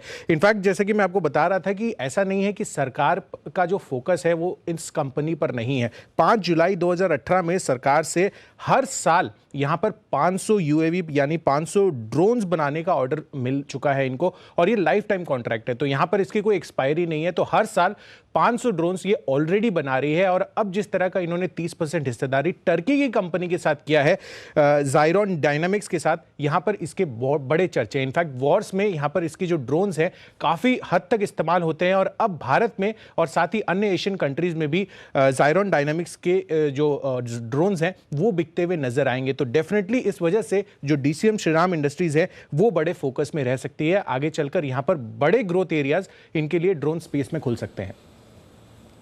तो बड़े ग्रोथ एरियाज ड्रोन के लिए खुल सकते हैं। सर ये एक जो नई थीम बाजार में बन रही है, काफ़ी सारे इंटरेस्टिंग नेम्स निकल कर आ रहे हैं। जेनटेक तो हमें पहले ही मालूम था, आज देवांशी मैपमा इंडिया के बारे में भी बता रही थी। डीसीएम श्रीराम इंडस्ट्रीज ये कहाँ से इसमें आ गया? और ऑफकोर्स जो कुशल बता रहे हैं ऑलरेडी एक रेकरिंग कॉन्ट्रैक्ट भी है इनके पास ड्रोन सप्लाई। ये मुझे नहीं पता था। ये तो हम बात कर रहे थे कि टर्की की एक कंपनी, मैं इजराइल बोला था शायद, सुबह में इजराइल बोल रहा था, टर्की की कंपनी के साथ। हाँ, इजराइल गलत, मुझे ये तो याद था कि ये किसी विदेशी कंपनी के साथ इनका करार है और ये बनाते नहीं है, ये शायद वहां से मंगाते हैं, राइट? या वहां से ये, और यहाँ पर टेक्निकल कोलैबोरेशन के लिए किया है, यानी कि 2 यूएवी है, इनके 2 वेरिएंट्स हैं, इसके टेक्निकल कोलैबोरेशन के लिए इन्होंने टर्की की कंपनी के साथ बनवा के बाहर से मंगाते हैं और यहाँ पर वहां से, हाँ, और वहां से जो ये मंगवाते हैं तो अब वो ऑलरेडी ग्लोबल मैन्युफैक्चरर है ड्रोन्स का, तो यहाँ पर भारत के साथ साथ अन्य एशियन कंट्रीज पर भी ये अपने ड्रोन बेच सकते हैं। तो ये इंटरेस्टिंग चीज है सर। तो ये ड्रोन वाले मामले में नाम से पता ही नहीं चलता कि ये ड्रोन भी बनाती होगी। करेक्ट है ना। जेन टेक्नोलॉजी तो फिर भी चलो समझ में आता है, जेन है टेक्नोलॉजी, ऐसा दिखता है कि भाई थोड़ा नए ज़माने का कारोबार है। तो ये तो पुराने ज़माने, डीसीएम ग्रुप तो बहुत ही पुराना ग्रुप है, बिल्कुल उनकी कंपनी है, इंटरेस्टिंग है। तो सिविल और दूसरे स्पेसेस में ग्लोबल ड्रोन कंपनियों के साथ इनका जो टाई अप है ये बड़ा गेम चेंजर है। सर मोर एक और डिटेल ऐड करना चाहूँगा, ये ड्रोन्स पर मैं इनकी वेबसाइट पर भी जाके चेक कर रहा था, तो ये नैरो एरियाज और साथ ही जो रूरल एरियाज है वहाँ पर काफ़ी ईजिली जो है इनका ड्रोन्स काम करते हैं। तो जाहिर सी बात है कि किसान को लेकर फोकस है, एंड मोर इम्पोर्टेंटली जुलाई 2018 में इनको जो ऑर्डर मिला हुआ है तो गवर्नमेंट का ऑलरेडी फोकस बन चुका है। तो अगर इसको प्रमोट करना है किसान ड्रोन्स को, तो डीसीएम श्रीराम इंडस्ट्रीज भी 100% आएगा। ओके, तो ये है आपके लिए डीसीएम श्रीराम इंडस्ट्रीज में बड़ा एक्शन आता हुआ, और बजट के प्रोविजंस इनके लिए बड़े कारगर साबित होते दिख रहे हैं। जैन साहब राय दें इस पर। बिल्कुल अनिल जी, ये वही की कंपनी है जहां से अपने कचौड़ी लाई थी कोटा से, डीसीएम श्रीराम, और बेहतरीन कंपनी है। देखिए वेरी फ्रैंकली जो ये वो भी बनाते हैं बस वो कोटा के भूमि में ड्रोन भी बन रही है और कचौड़ियां भी बन रही है अब तो। ड्रोन से सप्लाई जरूर हो सकती है, ड्रोन से सप्लाई करवाएंगे। तो एनीवेज बेहतरीन क्वालिटी कंपनी है। बेस्ट पार्ट ये कि शायद इस स्टॉक को बहुत निचले लेवल्स पे एसआईपी में शायद हमारे चैनल ने कवर भी किया है। फंडामेंटल्स आर एक्सीलेंट, बहुत सस्ते वैल्यूएशंस है, और वो जो टाई अप आपने बोला international tie up group is excellent, तो कहीं कोई दिक्कत नहीं है। और मेरे हिसाब से बिल्कुल इस स्टॉक को ले, और आराम से मुझे लगता है आने वाले दिनों में ये 135-40 के लेवल्स दिखाएगा। ओके, तो ये है आपके लिए डीसीएम श्रीराम इंडस्ट्रीज, जहां पर आपको रखनी है नज़र। एक्शन आपको ये काउंटर दिखा सकता है और यहाँ से अच्छी मूव के लिए भी तैयार हो रहा है। अनिल जी, एसआईपी स्टॉक भी था ये, हालांकि वहाँ से परफॉर्मेंस हुई और फिर मिड कैप करेक्शन में ये गिरा भी था, तो रिटर्न्स वाइज उतनी खास परफॉर्मेंस नहीं रही है, बट डेफिनेटली रेडार पर है और एक नया ट्रिगर इसके लिए बनते हुए दिख रहा है सर। डीसीएम श्रीराम इंडस्ट्रीज यहाँ पर रखिए नज़र रखिए बलरामपुर चीनी पर भी। और कुणाल जी आप चार्ट भी पुल अप कर लें, क्योंकि इसके आ गए हैं नतीजे काफ़ी अच्छे लग रहे हैं on the face of it. जो मुनाफा है वो 41 करोड़ से बढ़कर 49 करोड़ का आपको आते हुए दिखा है। 1072 करोड़ से आय बढ़कर 1212 करोड़ की आई है, तो आय मुनाफे दोनों में अच्छी बढ़त आपने देखी है। मार्जिन भी इनके बढ़कर आए हैं, 3.4% से बढ़कर 8% से ऊपर के मार्जिन हैं, और जो कंसोलिडेटेड मुनाफा है वो 37 करोड़ से बढ़कर 64 करोड़ का आपको आते हुए दिखा है। तो ओवरऑल यहाँ पर आय मुनाफे दोनों में अच्छी बढ़त देखी है। जहाँ तक बलरामपुर चीनी का सवाल है, स्टॉक थोड़ा कमज़ोर है इस समय, रिएक्ट नहीं करते हुए दिख रहा है। चार्ट्स पर आए कुणाल जी। जो पिछले 3-4 ट्रेडिंग सेशन से हम देख रहे हैं कि एक सीमित दायरे का कारोबार देख रहे हैं इसमें। हालांकि शुगर स्टॉक सारे मजबूत लगते हैं और बलरामपुर चीनी विशेष रूप से मजबूत लगता है, लेकिन खरीदारी की राय है 435 रुपए के ऊपर। तो फिलहाल मुझे लगता है वेट एंड वॉच करें। ये स्टॉक समय ले सकता है कंसोलिडेशन पूरा करने में, लेकिन एक बार 435 का लेवल पार होगा तो फिर इसमें आपको वापस से 450-455 के लेवल्स देखने को मिलेंगे। तो मेरी राय में 435 के ऊपर खरीदारी करनी। 435 का आप इंतजार करें और उसके ऊपर ही आपको करनी है खरीदारी इसमें। आइए चलते हैं सुमित जी के पास, उनकी एक और कॉल है तैयार। सुमित जी बताएं। दीपांशु बाय का स्टॉक है, स्टॉक का भाव चल रहा है 404 रुपए। स्टॉक का नाम है आईजीएल ओवरसोल्ड लेवल से बाउंस बैक देने का शुरुआत कर रहा है।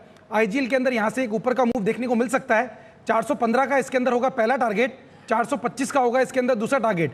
स्टॉक का जो नीचे में सपोर्ट है 393 394 के आसपास है, तो इसके नीचे का स्टॉप लॉस लगा के खरीदारी करें 415 से 425 के टारगेट्स के लिए।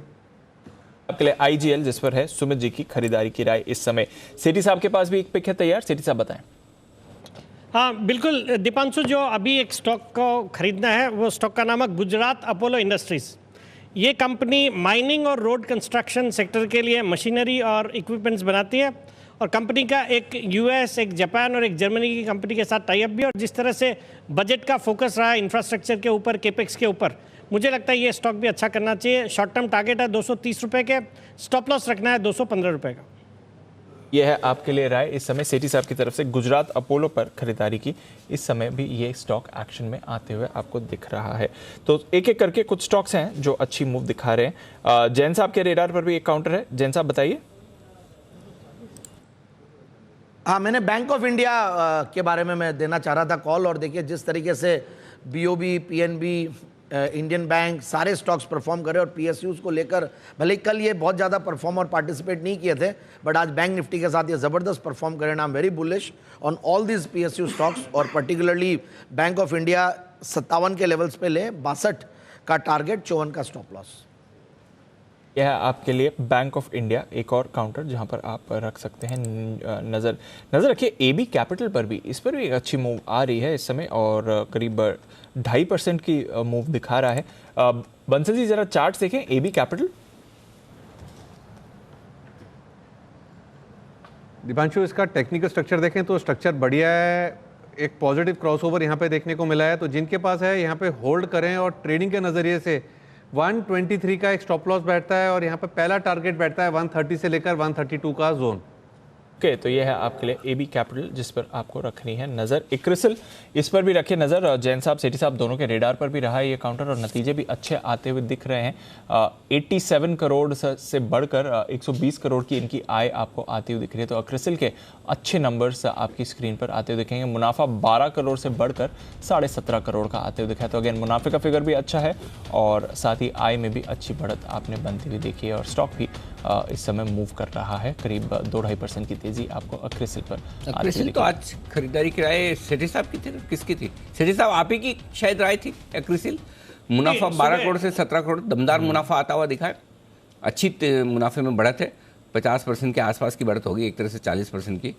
और ₹1.20 के डिविडेंड का ऐलान। डिविडेंड तो ठीक है, कम है, लेकिन मुनाफा ये काफ़ी बढ़कर आया है। जरा राय दे सर इस पर आप। नहीं बिल्कुल अनिल जी, आज सुबह भी मेरी इस पर खरीदारी करने की राय थी। स्टॉक उसके बाद अच्छा रनअप भी हुआ।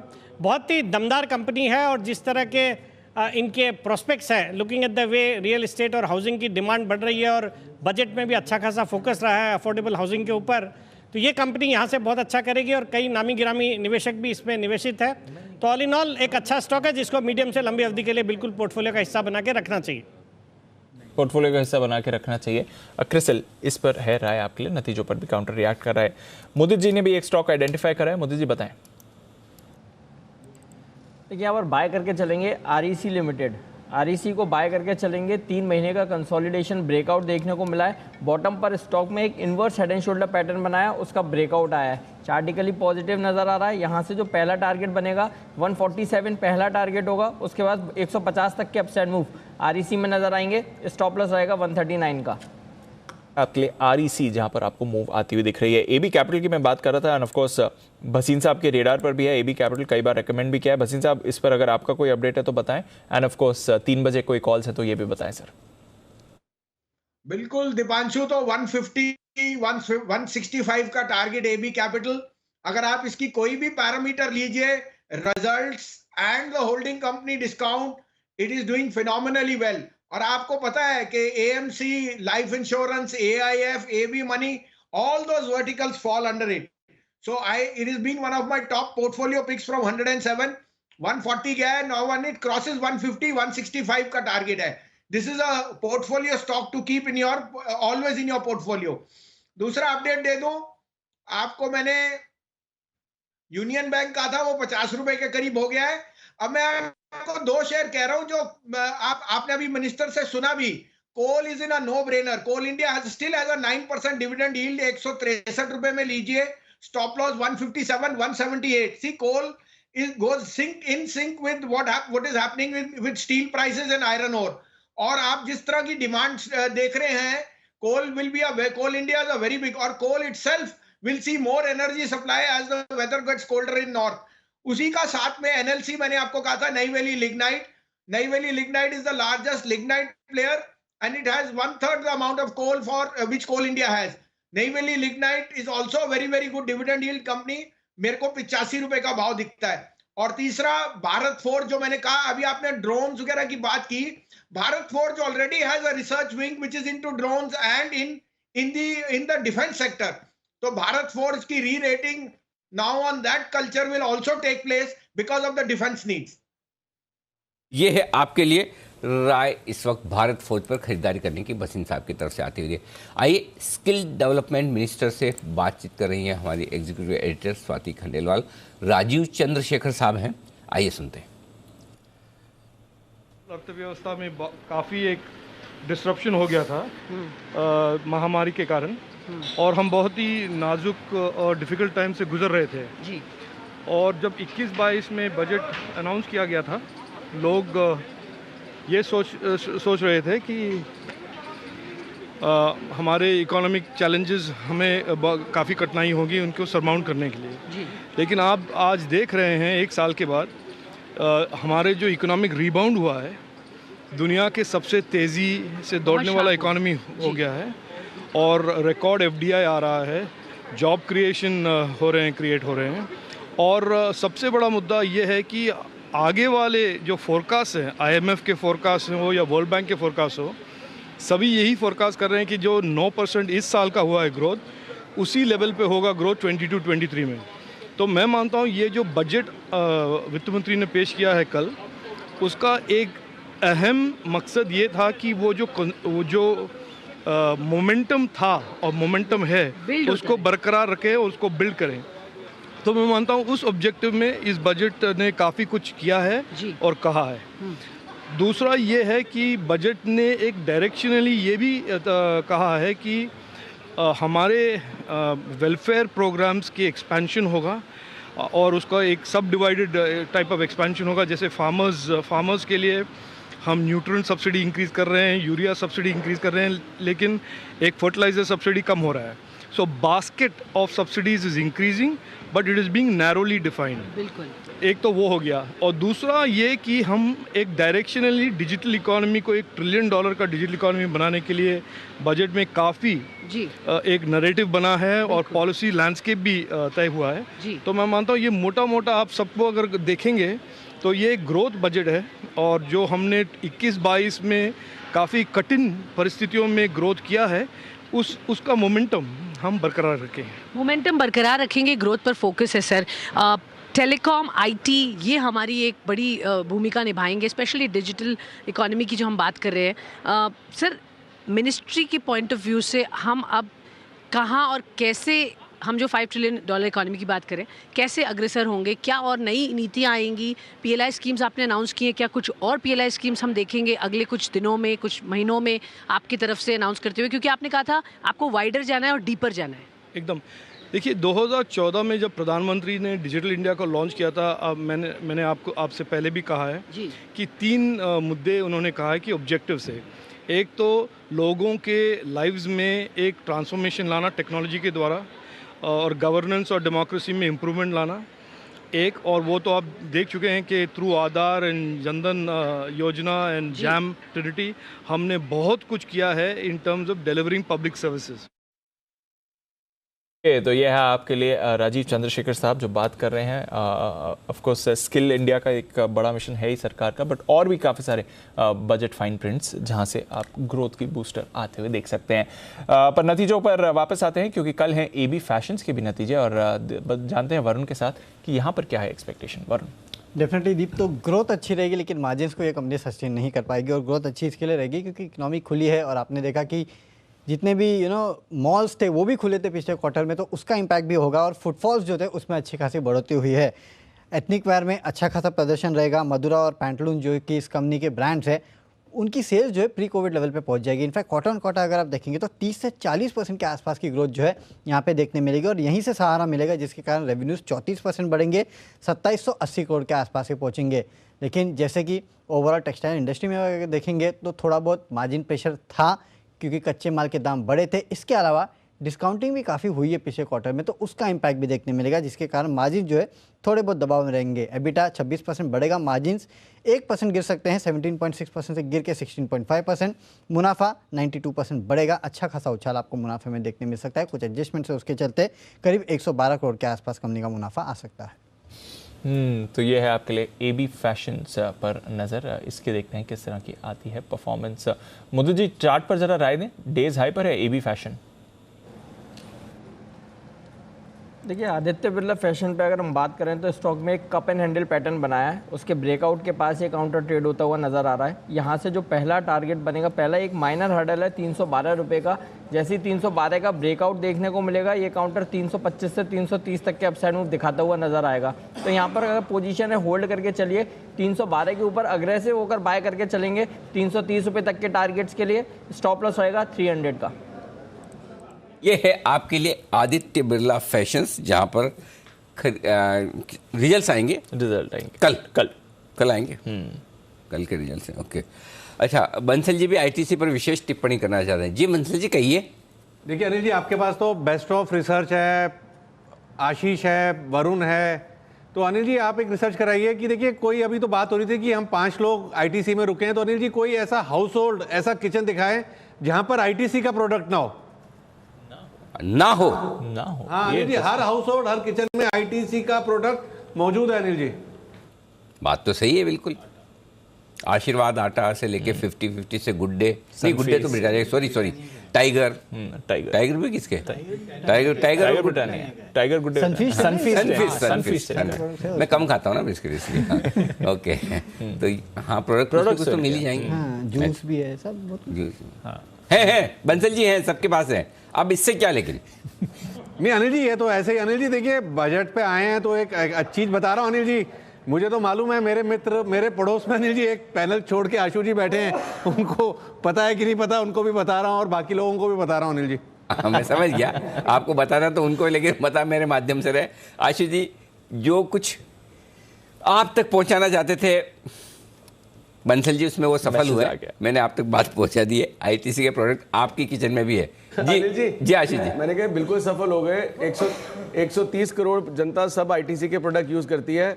अब मुझे डर है अगर 2-5% कम होगी तो क्या हाल होगा, तो तब ये रेट है इसका। तो आपको लोगों पे भरोसा नहीं है? 130 करोड़, 140 करोड़, 150 करोड़ नहीं होंगे? हाँ जी, ये तो कहीं अगर इसमें 2-5% शिफ्ट कर गए कहीं तो क्या होगा? ये ठीक है, ऐसे बोलो कि प्रोडक्ट पे शिफ्ट कर लिया, जनता तो बढ़ेगी भाई।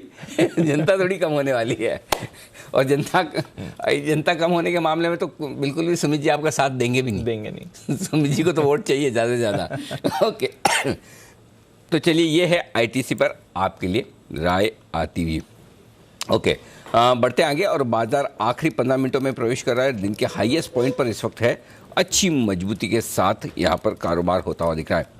एक और स्टॉक है जो अच्छी तेजी में आता हुआ दिख रहा है, वो है डिवीज लैब। लगभग 3% की तेजी बनती हुई दिख रही है डिवीज लैब में। जय, जरा चार्ट देखिए, बताएं राय अपनी। अगर हम देखें आज तो जबरदस्त एक मोमेंटम बना हुआ है। बायोकॉन तो मॉर्निंग में दिया ही था, और जहाँ तक मैं इंडेक्स की बात करूँ तो लगातार लगभग 4 दिन से फार्मा इंडेक्स में एक तेजी अच्छी देखने मिल रही है। 13,600 650 के आसपास ये ट्रेड कर रहा है। अनिल जी मुझे ऐसा लग रहा है 13,800 850 तक इंडेक्स देखने मिल सकता है। और जहाँ तक डिवीज का सवाल है, मुझे ऐसा लग रहा है कि यहाँ पे जो ये बाउंस आ रहा है ये और कंटिन्यू हो सकता है ऊपर में 4,320 के लेवल्स तक। सो 4320 तक के लेवल्स हमें देखने मिलेंगे। इमीडिएट बेसिस पर नीचे 4160 के आसपास का सपोर्ट है। डिवीज लैब ये है आपके लिए राय आती हुई। अच्छा, सेठी साहब ने भी आखिरी मिनटों में कुछ एक बेहतरीन स्टॉक ढूंढा है आपके लिए, बताएं सर। बिल्कुल अनिल जी, जो स्टॉक अब रिकमेंड करने जा रहा हूं एक वापस इंफ्रास्ट्रक्चर का प्ले है। स्टॉक का नाम है आईटीडी सीमेंटेशन, जो कि अभी 78 रुपये के लेवल पे स्टॉक ट्रेड कर रहा है। आज सुबह खबरें चल रही थी, शायद कुशल ने रिपोर्ट किया था, जो रिवर लिंकेजेस का जो कल सरकार ने एक बड़ा अनाउंसमेंट किया है उसकी एक बेनिफिशियरी ये कंपनी भी हो सकती है। ये मेरीटाइम स्ट्रक्चर बनाने के लिए जानी जाती है। हाल ही में इनको आईओसी से भी एक बड़ा ऑर्डर मिला है, फिर अडानी ग्रुप से भी एक बड़ा ऑर्डर मिला है। तो I am bullish on this stock, और ये जो डेवलपमेंट्स हुए उसके बाद और अच्छा लगने लगा। मुझे लगता है शॉर्ट टर्म में 87 रुपये तक के लेवल्स आ सकते हैं और 75 का स्टॉप लॉस रखना है।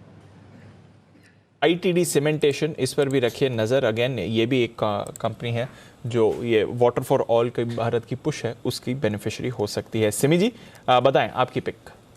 दीपांशु, कल भी मैंने दिया था, आज रिपीट कर रही हूँ। स्टॉक का नाम है रिलायंस इंडस्ट्रियल इंफ्रास्ट्रक्चर। कल 900 के आसपास दिया था, अभी 940 के ऊपर है और यहाँ पे भी मुझे लगता है कि मोमेंटम बढ़ने वाला है। 980 का पहला टारगेट, 1010 का दूसरा टारगेट के लिए RIIL को खरीद कर चलने का सलाह होगा। 928 का स्टॉप लॉस मेंटेन करना रहेगा। रिलायंस इंडस्ट्रियल इंफ्रा, कल हम बता भी रहे थे, एक्सक्लूसिव रिसर्च भी आपके सामने पेश करी थी, कैसे जो SEZ पॉलिसी में बदलाव के प्लान्स कर रही है सरकार, उसका डायरेक्ट बेनिफिशियरी ये काउंटर हो सकता है। तो उस के हिसाब से RIIL पर रखनी है नज़र, 990 के टारगेट। तो ये भी तेज़ी से अब जाने के लिए तैयार हो रहा है 4 डिजिट टेरिटरी में। पर तेज़ी से कुछ और स्टॉक्स हैं जो मूवमेंट के लिए तैयार हो रहे हैं और अच्छी तेज़ी इस पर बन रही है।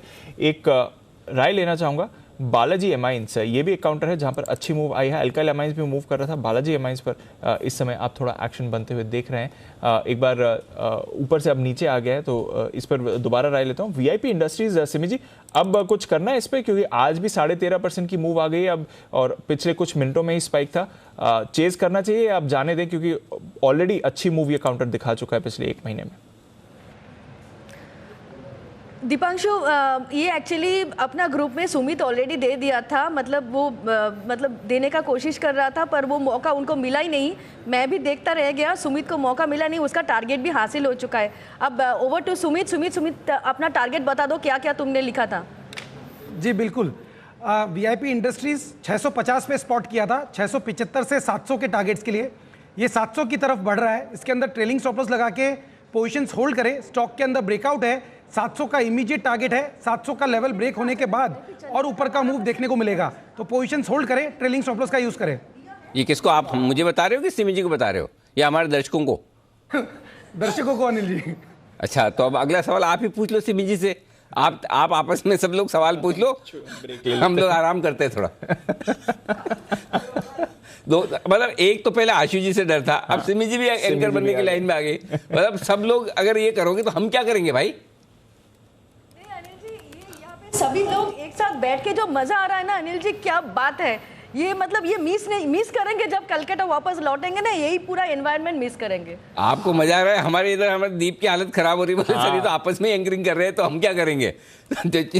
तो थोड़ा बीच बीच में हमें मौका दे दीजिए बोलने का, ज्यादा नहीं, थोड़ा ही दे दीजिए। लेकिन आइए बसिंत साहब के पास चलते हैं। बसिंत साहब भी कुछ अपडेट्स दे रहे हैं, सर बताएं।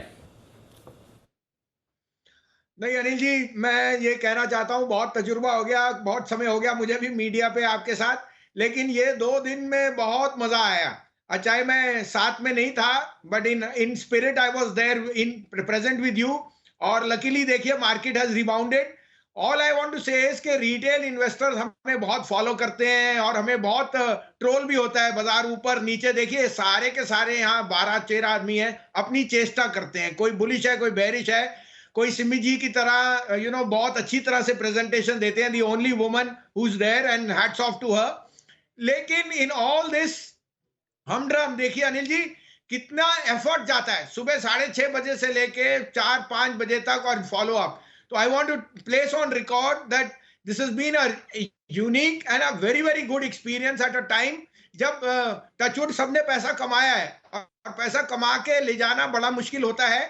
तो hats off to you, hats off to Zee initiative, and by the grace of God हम इसको बने रहेंगे जिससे इन्वेस्टर कमाए, और दोनों तरफ की मार्केट रहेगी, ऊपर नीचे, but our efforts are purely genuine and for the best of the investor. बिल्कुल सर, और अनडाउटेडली मजा ही तब है जबकि एक्सपर्ट्स का पैनल बेहद दमदार और हर एक एक्सपर्ट अपनी अपनी तरह की एक एक्सपर्टाइज लेकर आए। सबकी अपनी अपनी बहुत उपयोगिता है, कंट्रीब्यूशन है, आपका भी और बाकी हमारे सारे एक्सपर्ट्स का भी। एक बार फिर से मैं पूरे पैनल का दिल से धन्यवाद देना चाहता हूं, जिनकी वजह से इतनी सुपर डुपर सक्सेस हुई है। तो दो ही हैं, एक तो आप सब लोग और दूसरा टीम के पीछे के हमारे लोग। तो आमतौर पर तालियां मुझे मिल जाती है, थोड़ी बहुत दीप के हिस्से में आ जाती है, बाकी काम करने वाले हमारे पीछे लोग हैं। मैं ऑनेस्टली कहता हूँ सबसे आसान काम, सबसे आराम का काम है ना यहाँ बैठ के एंकरिंग करना। बिल्कुल, बाहर काम करना सबसे मुश्किल है और बड़े स्ट्रेस में काम करते हैं। तो जाहिर सी बात है कि सबसे बड़ा जो एक क्रेडिट जाता है वो हमारी टीम को जाता है पर्दे के पीछे, और सबसे उन आपसे और हमारी टीम से भी ज़्यादा क्रेडिट जो जाता है वो हमारे दर्शकों को जाता है। क्योंकि एक चीज़ ये भी तो है ना दीप की, अगर वो हैं तो हमें एब्सोल्युटली, और दूसरी बात है कि उन्हें भी ये पता है कि उन्हें किसको चुनना है। बिल्कुल, तो दर्शकों की भी एक क्वालिटी होती है, एक पसंद होती है। तो वो हमारे दर्शकों का प्यार जो हमको हमेशा मिलता रहा है वो सबसे लाजवाब है, और इसलिए उन सब का भी दिल से बहुत सारा धन्यवाद। बिल्कुल सर, जो नंबर्स भी रहे हैं वो भी इस बार लाजवाब रहे हैं। पर आइए फिर आखिरी 10 मिनट बाकी हैं, और आइए आज की जो फाइनल मार्केट स्ट्रैटेजी है ये भी ले लेते हैं अनिल सर के साथ। पूरा सहारा है सर ग्लोबल मार्केट्स का। डाउ फ्यूचर्स भी जो थोड़ी सुस्ती में थे अब यहाँ पर चुस्ती में आ रहे हैं, तो यहाँ पर भी आप रख सकते हैं नज़र।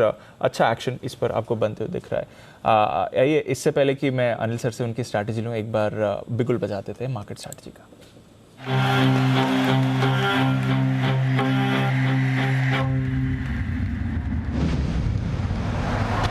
कभी कभी खुशी के लिए एक उदाहरण ही काफी है। एबिक्स कैश हर खुशी के लिए काफी है।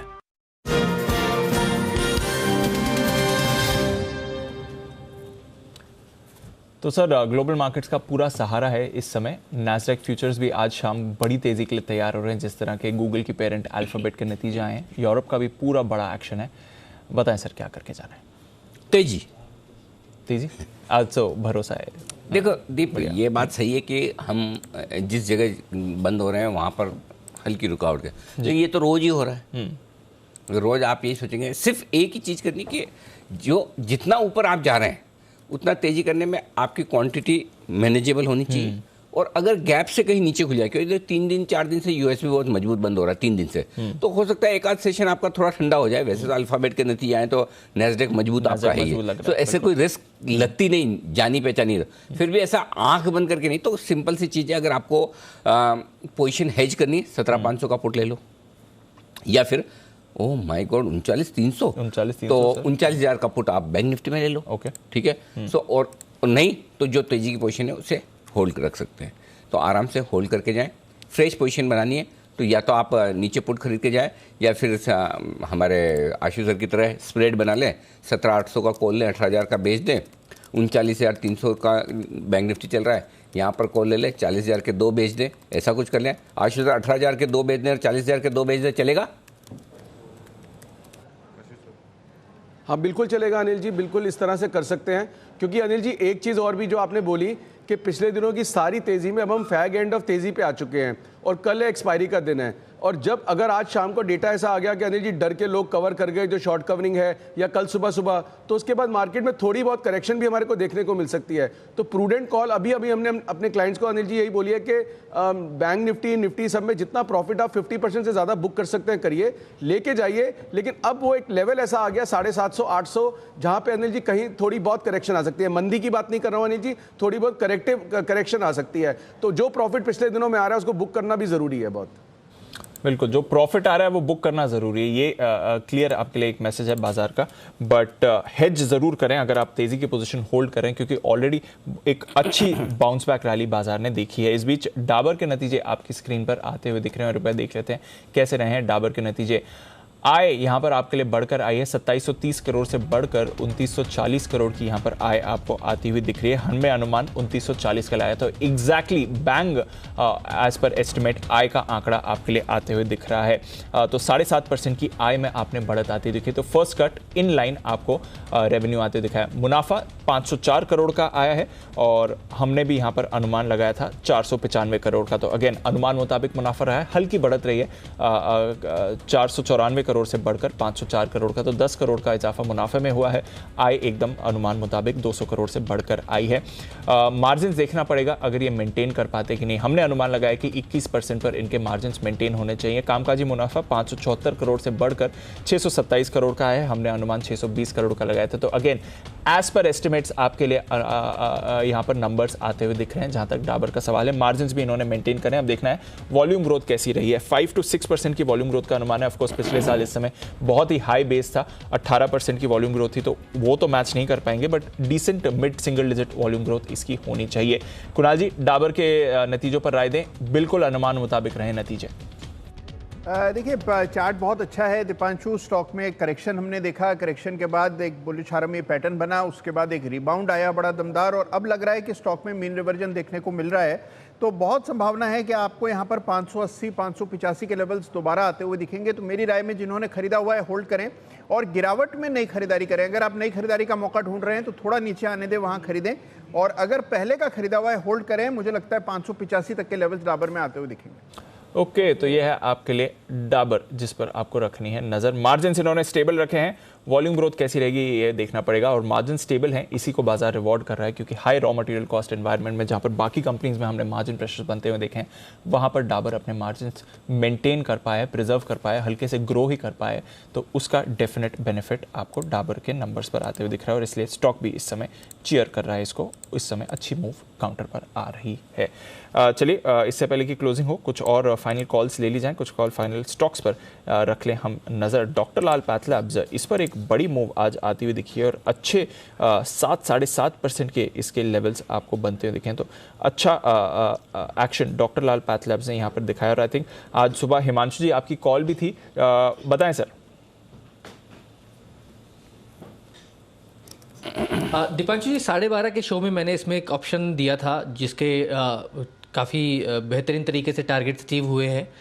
देखिए, एक अच्छी करेक्शन के बाद स्टॉक का जो डेटा और चार्ट फॉर्मेशन था वो ये सजेस्ट कर रहे थे कि यहाँ पर एक शॉर्ट कवरिंग रैली बनते हुए नजर आ सकती है। तो मुझे लगता है जिन्होंने लोअर लेवल्स पे स्टॉक में खरीदारी की पोजीशन बनाई थी, यहाँ पर प्रॉफिट बुक किया जा सकता है, क्योंकि 3200-3250 के जोन में इमीडिएट शॉर्ट टर्म में थोड़ा हर्डल है। तो ट्रेडिंग के नज़रिए से जिन्होंने इसमें तेज़ी की पोजीशन बनाई थी, प्रॉफिट बुक करने की सलाह रहेगी। ओके, तो ये है आपके लिए डॉक्टर लाल पैथलैब्स, जहां पर आपको रखनी है नज़र। बढ़िया एक्शन आज इस काउंटर पर आपको आते हुए दिखा है और मूव भी काफ़ी शानदार रही है। वोडाफोन आइडिया में एक अच्छी मूव आती हुई दिखी है, इस पर भी रखिएगा नज़र। कैनफिन होम्स, ये भी अच्छी मूव है, सुबह ही एक बड़ा स्पाइक आया था और फिर पूरे दिन इसने अपने लेवल्स होल्ड करे हैं। विश्वेश जी, कैनफिन होम्स में क्या करके जाना है ये भी बताएं, क्योंकि डेज हाई पर ये स्टॉक क्लोजिंग की तरफ जा रहा है।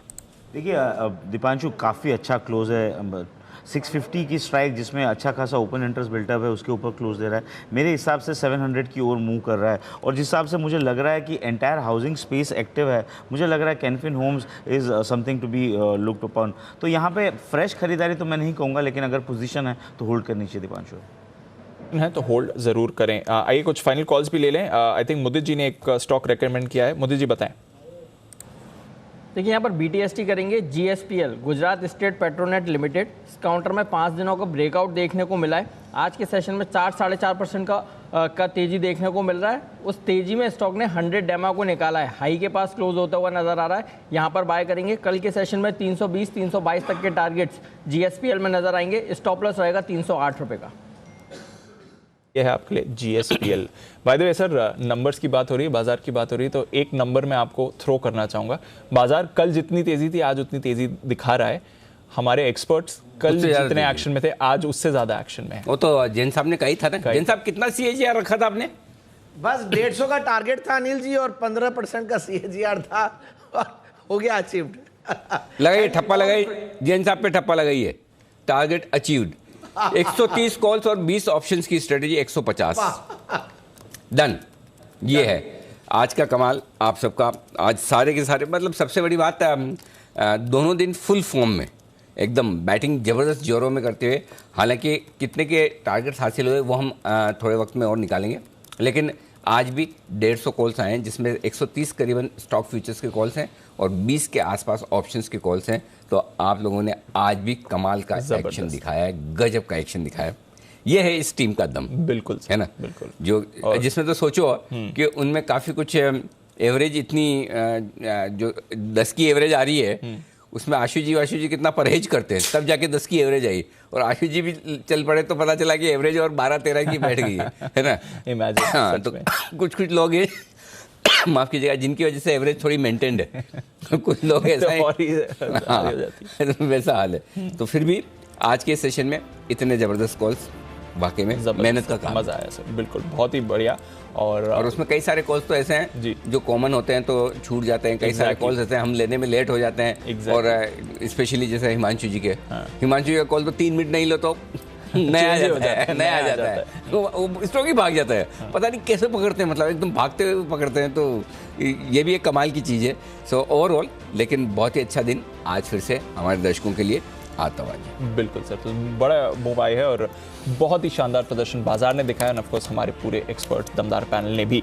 इंडसइंड बैंक आज का टॉप गेनर था, 5% ऊपर इंडसइंड बैंक बंद हो रहा है पिछले हफ्ते की रिकमेंडेशन से। अब तक 100 रुपये से ज़्यादा की मूव इस काउंटर ने आपको दिखा दी है। बजाज फिनसर्व 5% ऊपर रहा, HCL टेक्नोलॉजी 3.5% की तेजी दिखाता हुआ, Bajaj finance, Kotak bank, HDFC life, Divi's, Axis, Reddy's, IOC, HDFC bank broad based rally है, काफ़ी सारे सेक्टर्स ने पार्टिसिपेट करा है। रोटेशन आज अच्छा बाजार में हुआ और फार्मा ने भी अच्छी पार्टिसिपेशन दिखाई। नतीजों के बाद टेक महिंद्रा सुस्त, ज़्यादा गिरावट नहीं, सिर्फ 1.5% नीचे बंद हुआ। अल्ट्राटेक थोड़ी कमजोरी, ब्रिटानिया यहाँ पर हल्की गिरावट, Shri cement, hero MotoCorp, Nestle, L&T, Maruti यहाँ पर हल्की गिरावट। 40 निफ्टी स्टॉक्स आपको पॉजिटिव क्लोज होते हुए दिखे।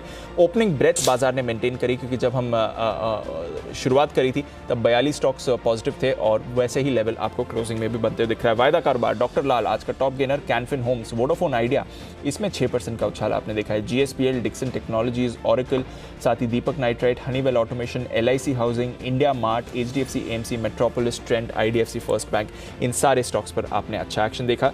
जुबलेंट फूड अभी आए थे नतीजे, थोड़े सुस्त रहे, वहाँ पर आपने रिएक्शन 4% की गिरावट आती हुई देखी। चंबल फर्टिलाइजर, चोला इन्वेस्टमेंट, बलरामपुर चीनी, अगेन यहाँ पर भी नतीजों के बाद थोड़ी मुनाफा वसूली। इंडियन होटल्स, थोड़ा नतीजों का रिएक्शन इस पर भी।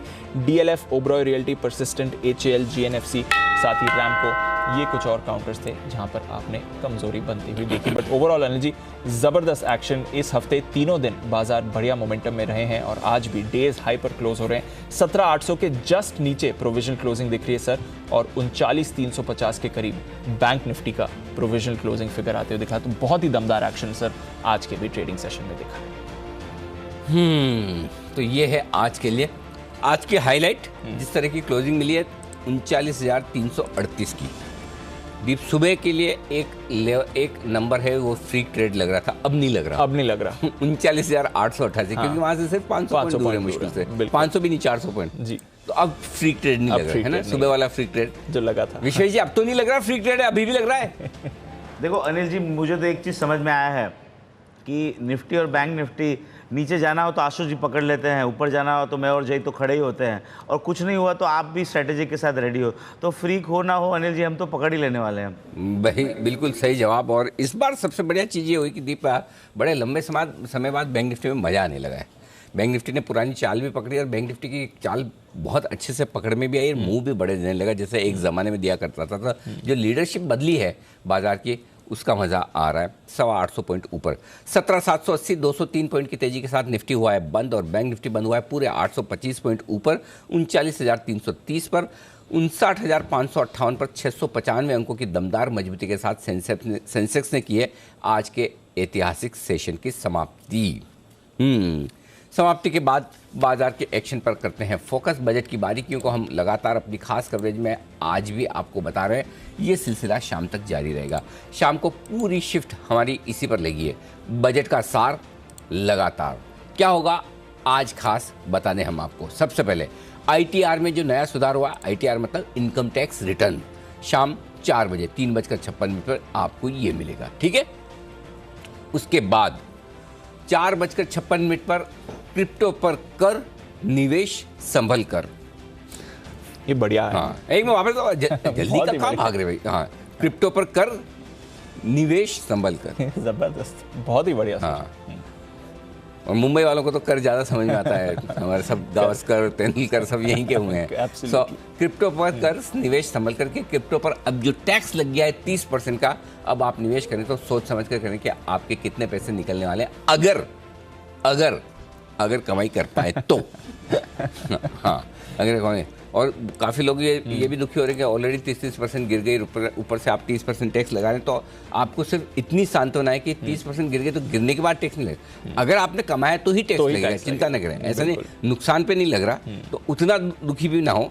अगर बढ़ना गिरना तो किसी के हाथ में नहीं है। बिल्कुल, सरकार भी चाहे तो नहीं कर सकती, आप भी चाहे तो नहीं कर सकते, तो वो तो अपनी जगह है। लेकिन अगर आपने पैसा बनाया है तो फिर टैक्स देना पड़ेगा, बस ये है आपके लिए। तिलहन को लेकर बजट में हुए ऐलानों पर और चर्चा होगी। खेती का नया इंजन तिलहन, ये आपके लिए आज शाम का 5:30 बजे का विशेष प्रोग्राम, और शाम को 6:30 बजे कैपिटल एक्सपेंडिचर का एक्सरे, कैपेक्स का एक्सरे, ये भी बड़ा जोरदार लिखा गया। तो शाम को 6 बजे ये विशेष कार्यक्रम होगा। LTCG पर टैक्स का गणित हम समझाएंगे। आपको ये जानना ज़रूरी है क्योंकि लॉन्ग टर्म कैपिटल गेन पर जो सरचार्ज 15% लिमिट कर दिया है, बड़े बड़े पैसे वालों के लिए थोड़ी राहत की बात है, उनको सरचार्ज कम देना पड़ेगा। शाम 6:30 बजे इस पर होगी हमारी खास पेशकश, और शाम 7 बजे हरदीप सिंह पुरी साहब से करेंगे हम बजट पर खास बात, और उनसे जानेंगे कि हेल्दी माइंड और हेल्दी नेशन के लिए बजट में क्या हुए हैं प्रोविजंस, ये वो हमें बताने वाले हैं। और रात 8:30 बजे डिजिटल नहीं, ये तो 8 बजे है हेल्दी माइंड हेल्दी नेशन वाला प्रोग्राम, वो आपको बताएंगे। और रात को 8:30 बजे डिजिटल क्लास को डिकोड किया जाएगा। क्या डिजिटल क्लास आने के बाद शिक्षा व्यवस्था बदलेगी, डिजिटल क्लास की पाठशाला, ये है आज। बहुत ही इंटरेस्टिंग टॉपिक। अरे भाई साहब, पूरी टीम शाम वाली गजब मेहनत कर रही है। हाँ, मजा। एक्चुअली शाम वाली टीम में हमारे ये बजट स्टॉक एक्सचेंज जैसे लोग हैं नहीं ना, तो ऐसा लगता है कि वो कम काम वो ज़्यादा करते हैं। बिल्कुल, वो एनालिसिस का पूरा समझ के निकाला। अच्छा, और सुबह वालों को तो क्या बजट मार्केट ज़्यादा समझ में आता है क्योंकि उनका काम है। शाम वालों को तो पॉलिटिकल न्यूज़ पे देश दुनिया में जो रहा उन पर भी नज़र रखनी पड़ती है। फिर भी देखिए मेहनत कमाल की है। तो गजब का पूरे शाम का आपके लिए लाइनअप। तो अब बजट के ठीक एक दिन बाद पूरी चीज़ें सब साफ़ हो चुकी है, अंदर की बातें बाहर आ चुकी है, फाइन प्रिंट पढ़े जा चुके हैं। ऐसे में एक दिन और अगर आप मतलब कुछ और दूसरा काम नहीं करेंगे, कुछ फर्क नहीं पड़ेगा। अभी क्या होता है, कुछ चीज़ें ऐसी होती है वो उसी वक्त समझ लेनी चाहिए। बहुत सारे लोग आप बाद में देख लूँगा ना बजट में, ऐसा ये हमने भी किया हुआ है, हमने भी क्या हो गया, आप बाद में पढ़ लेंगे, वो बाद में कभी होता ही नहीं है ना। हाँ, और कई वो सारे लोग तो अखबार और बजट की कॉपी लेके रख लेते हैं, बाद में पढ़ेंगे। अरे भाई साहब, जिस दिन पढ़नी थी उस दिन नहीं पढ़ी, बाद में क्या पढ़ेंगे, है ना। सो इसलिए एक दिन और कोई शाम के दूसरे काम है इधर उधर के तो फालतू छोड़ दिए, कुछ नहीं, कल कर लेना, वो कल हो सकता है। अनलेस किसी के यहाँ मतलब कोई कुणाल जी ने बंसल जी को खाने पे भी बुलाया और उनको पता है कल फिर नहीं बुलाएंगे, तब तो इस तरह का कोई बहुत इंपॉर्टेंट काम हो तब तो अलग बात है।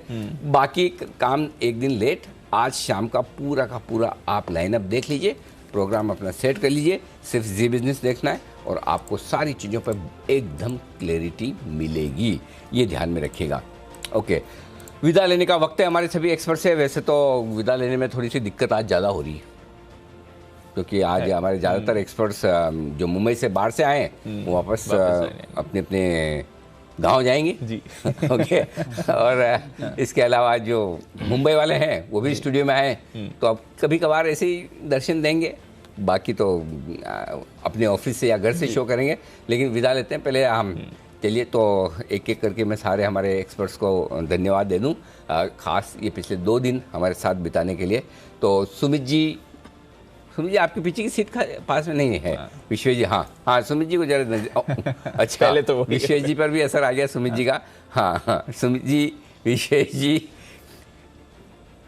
हाँ, आप तीनों ने तो अलग अलग एक्शन किया। अब किरण जी आप क्या करेंगे? किरण जी क्या करेंगे?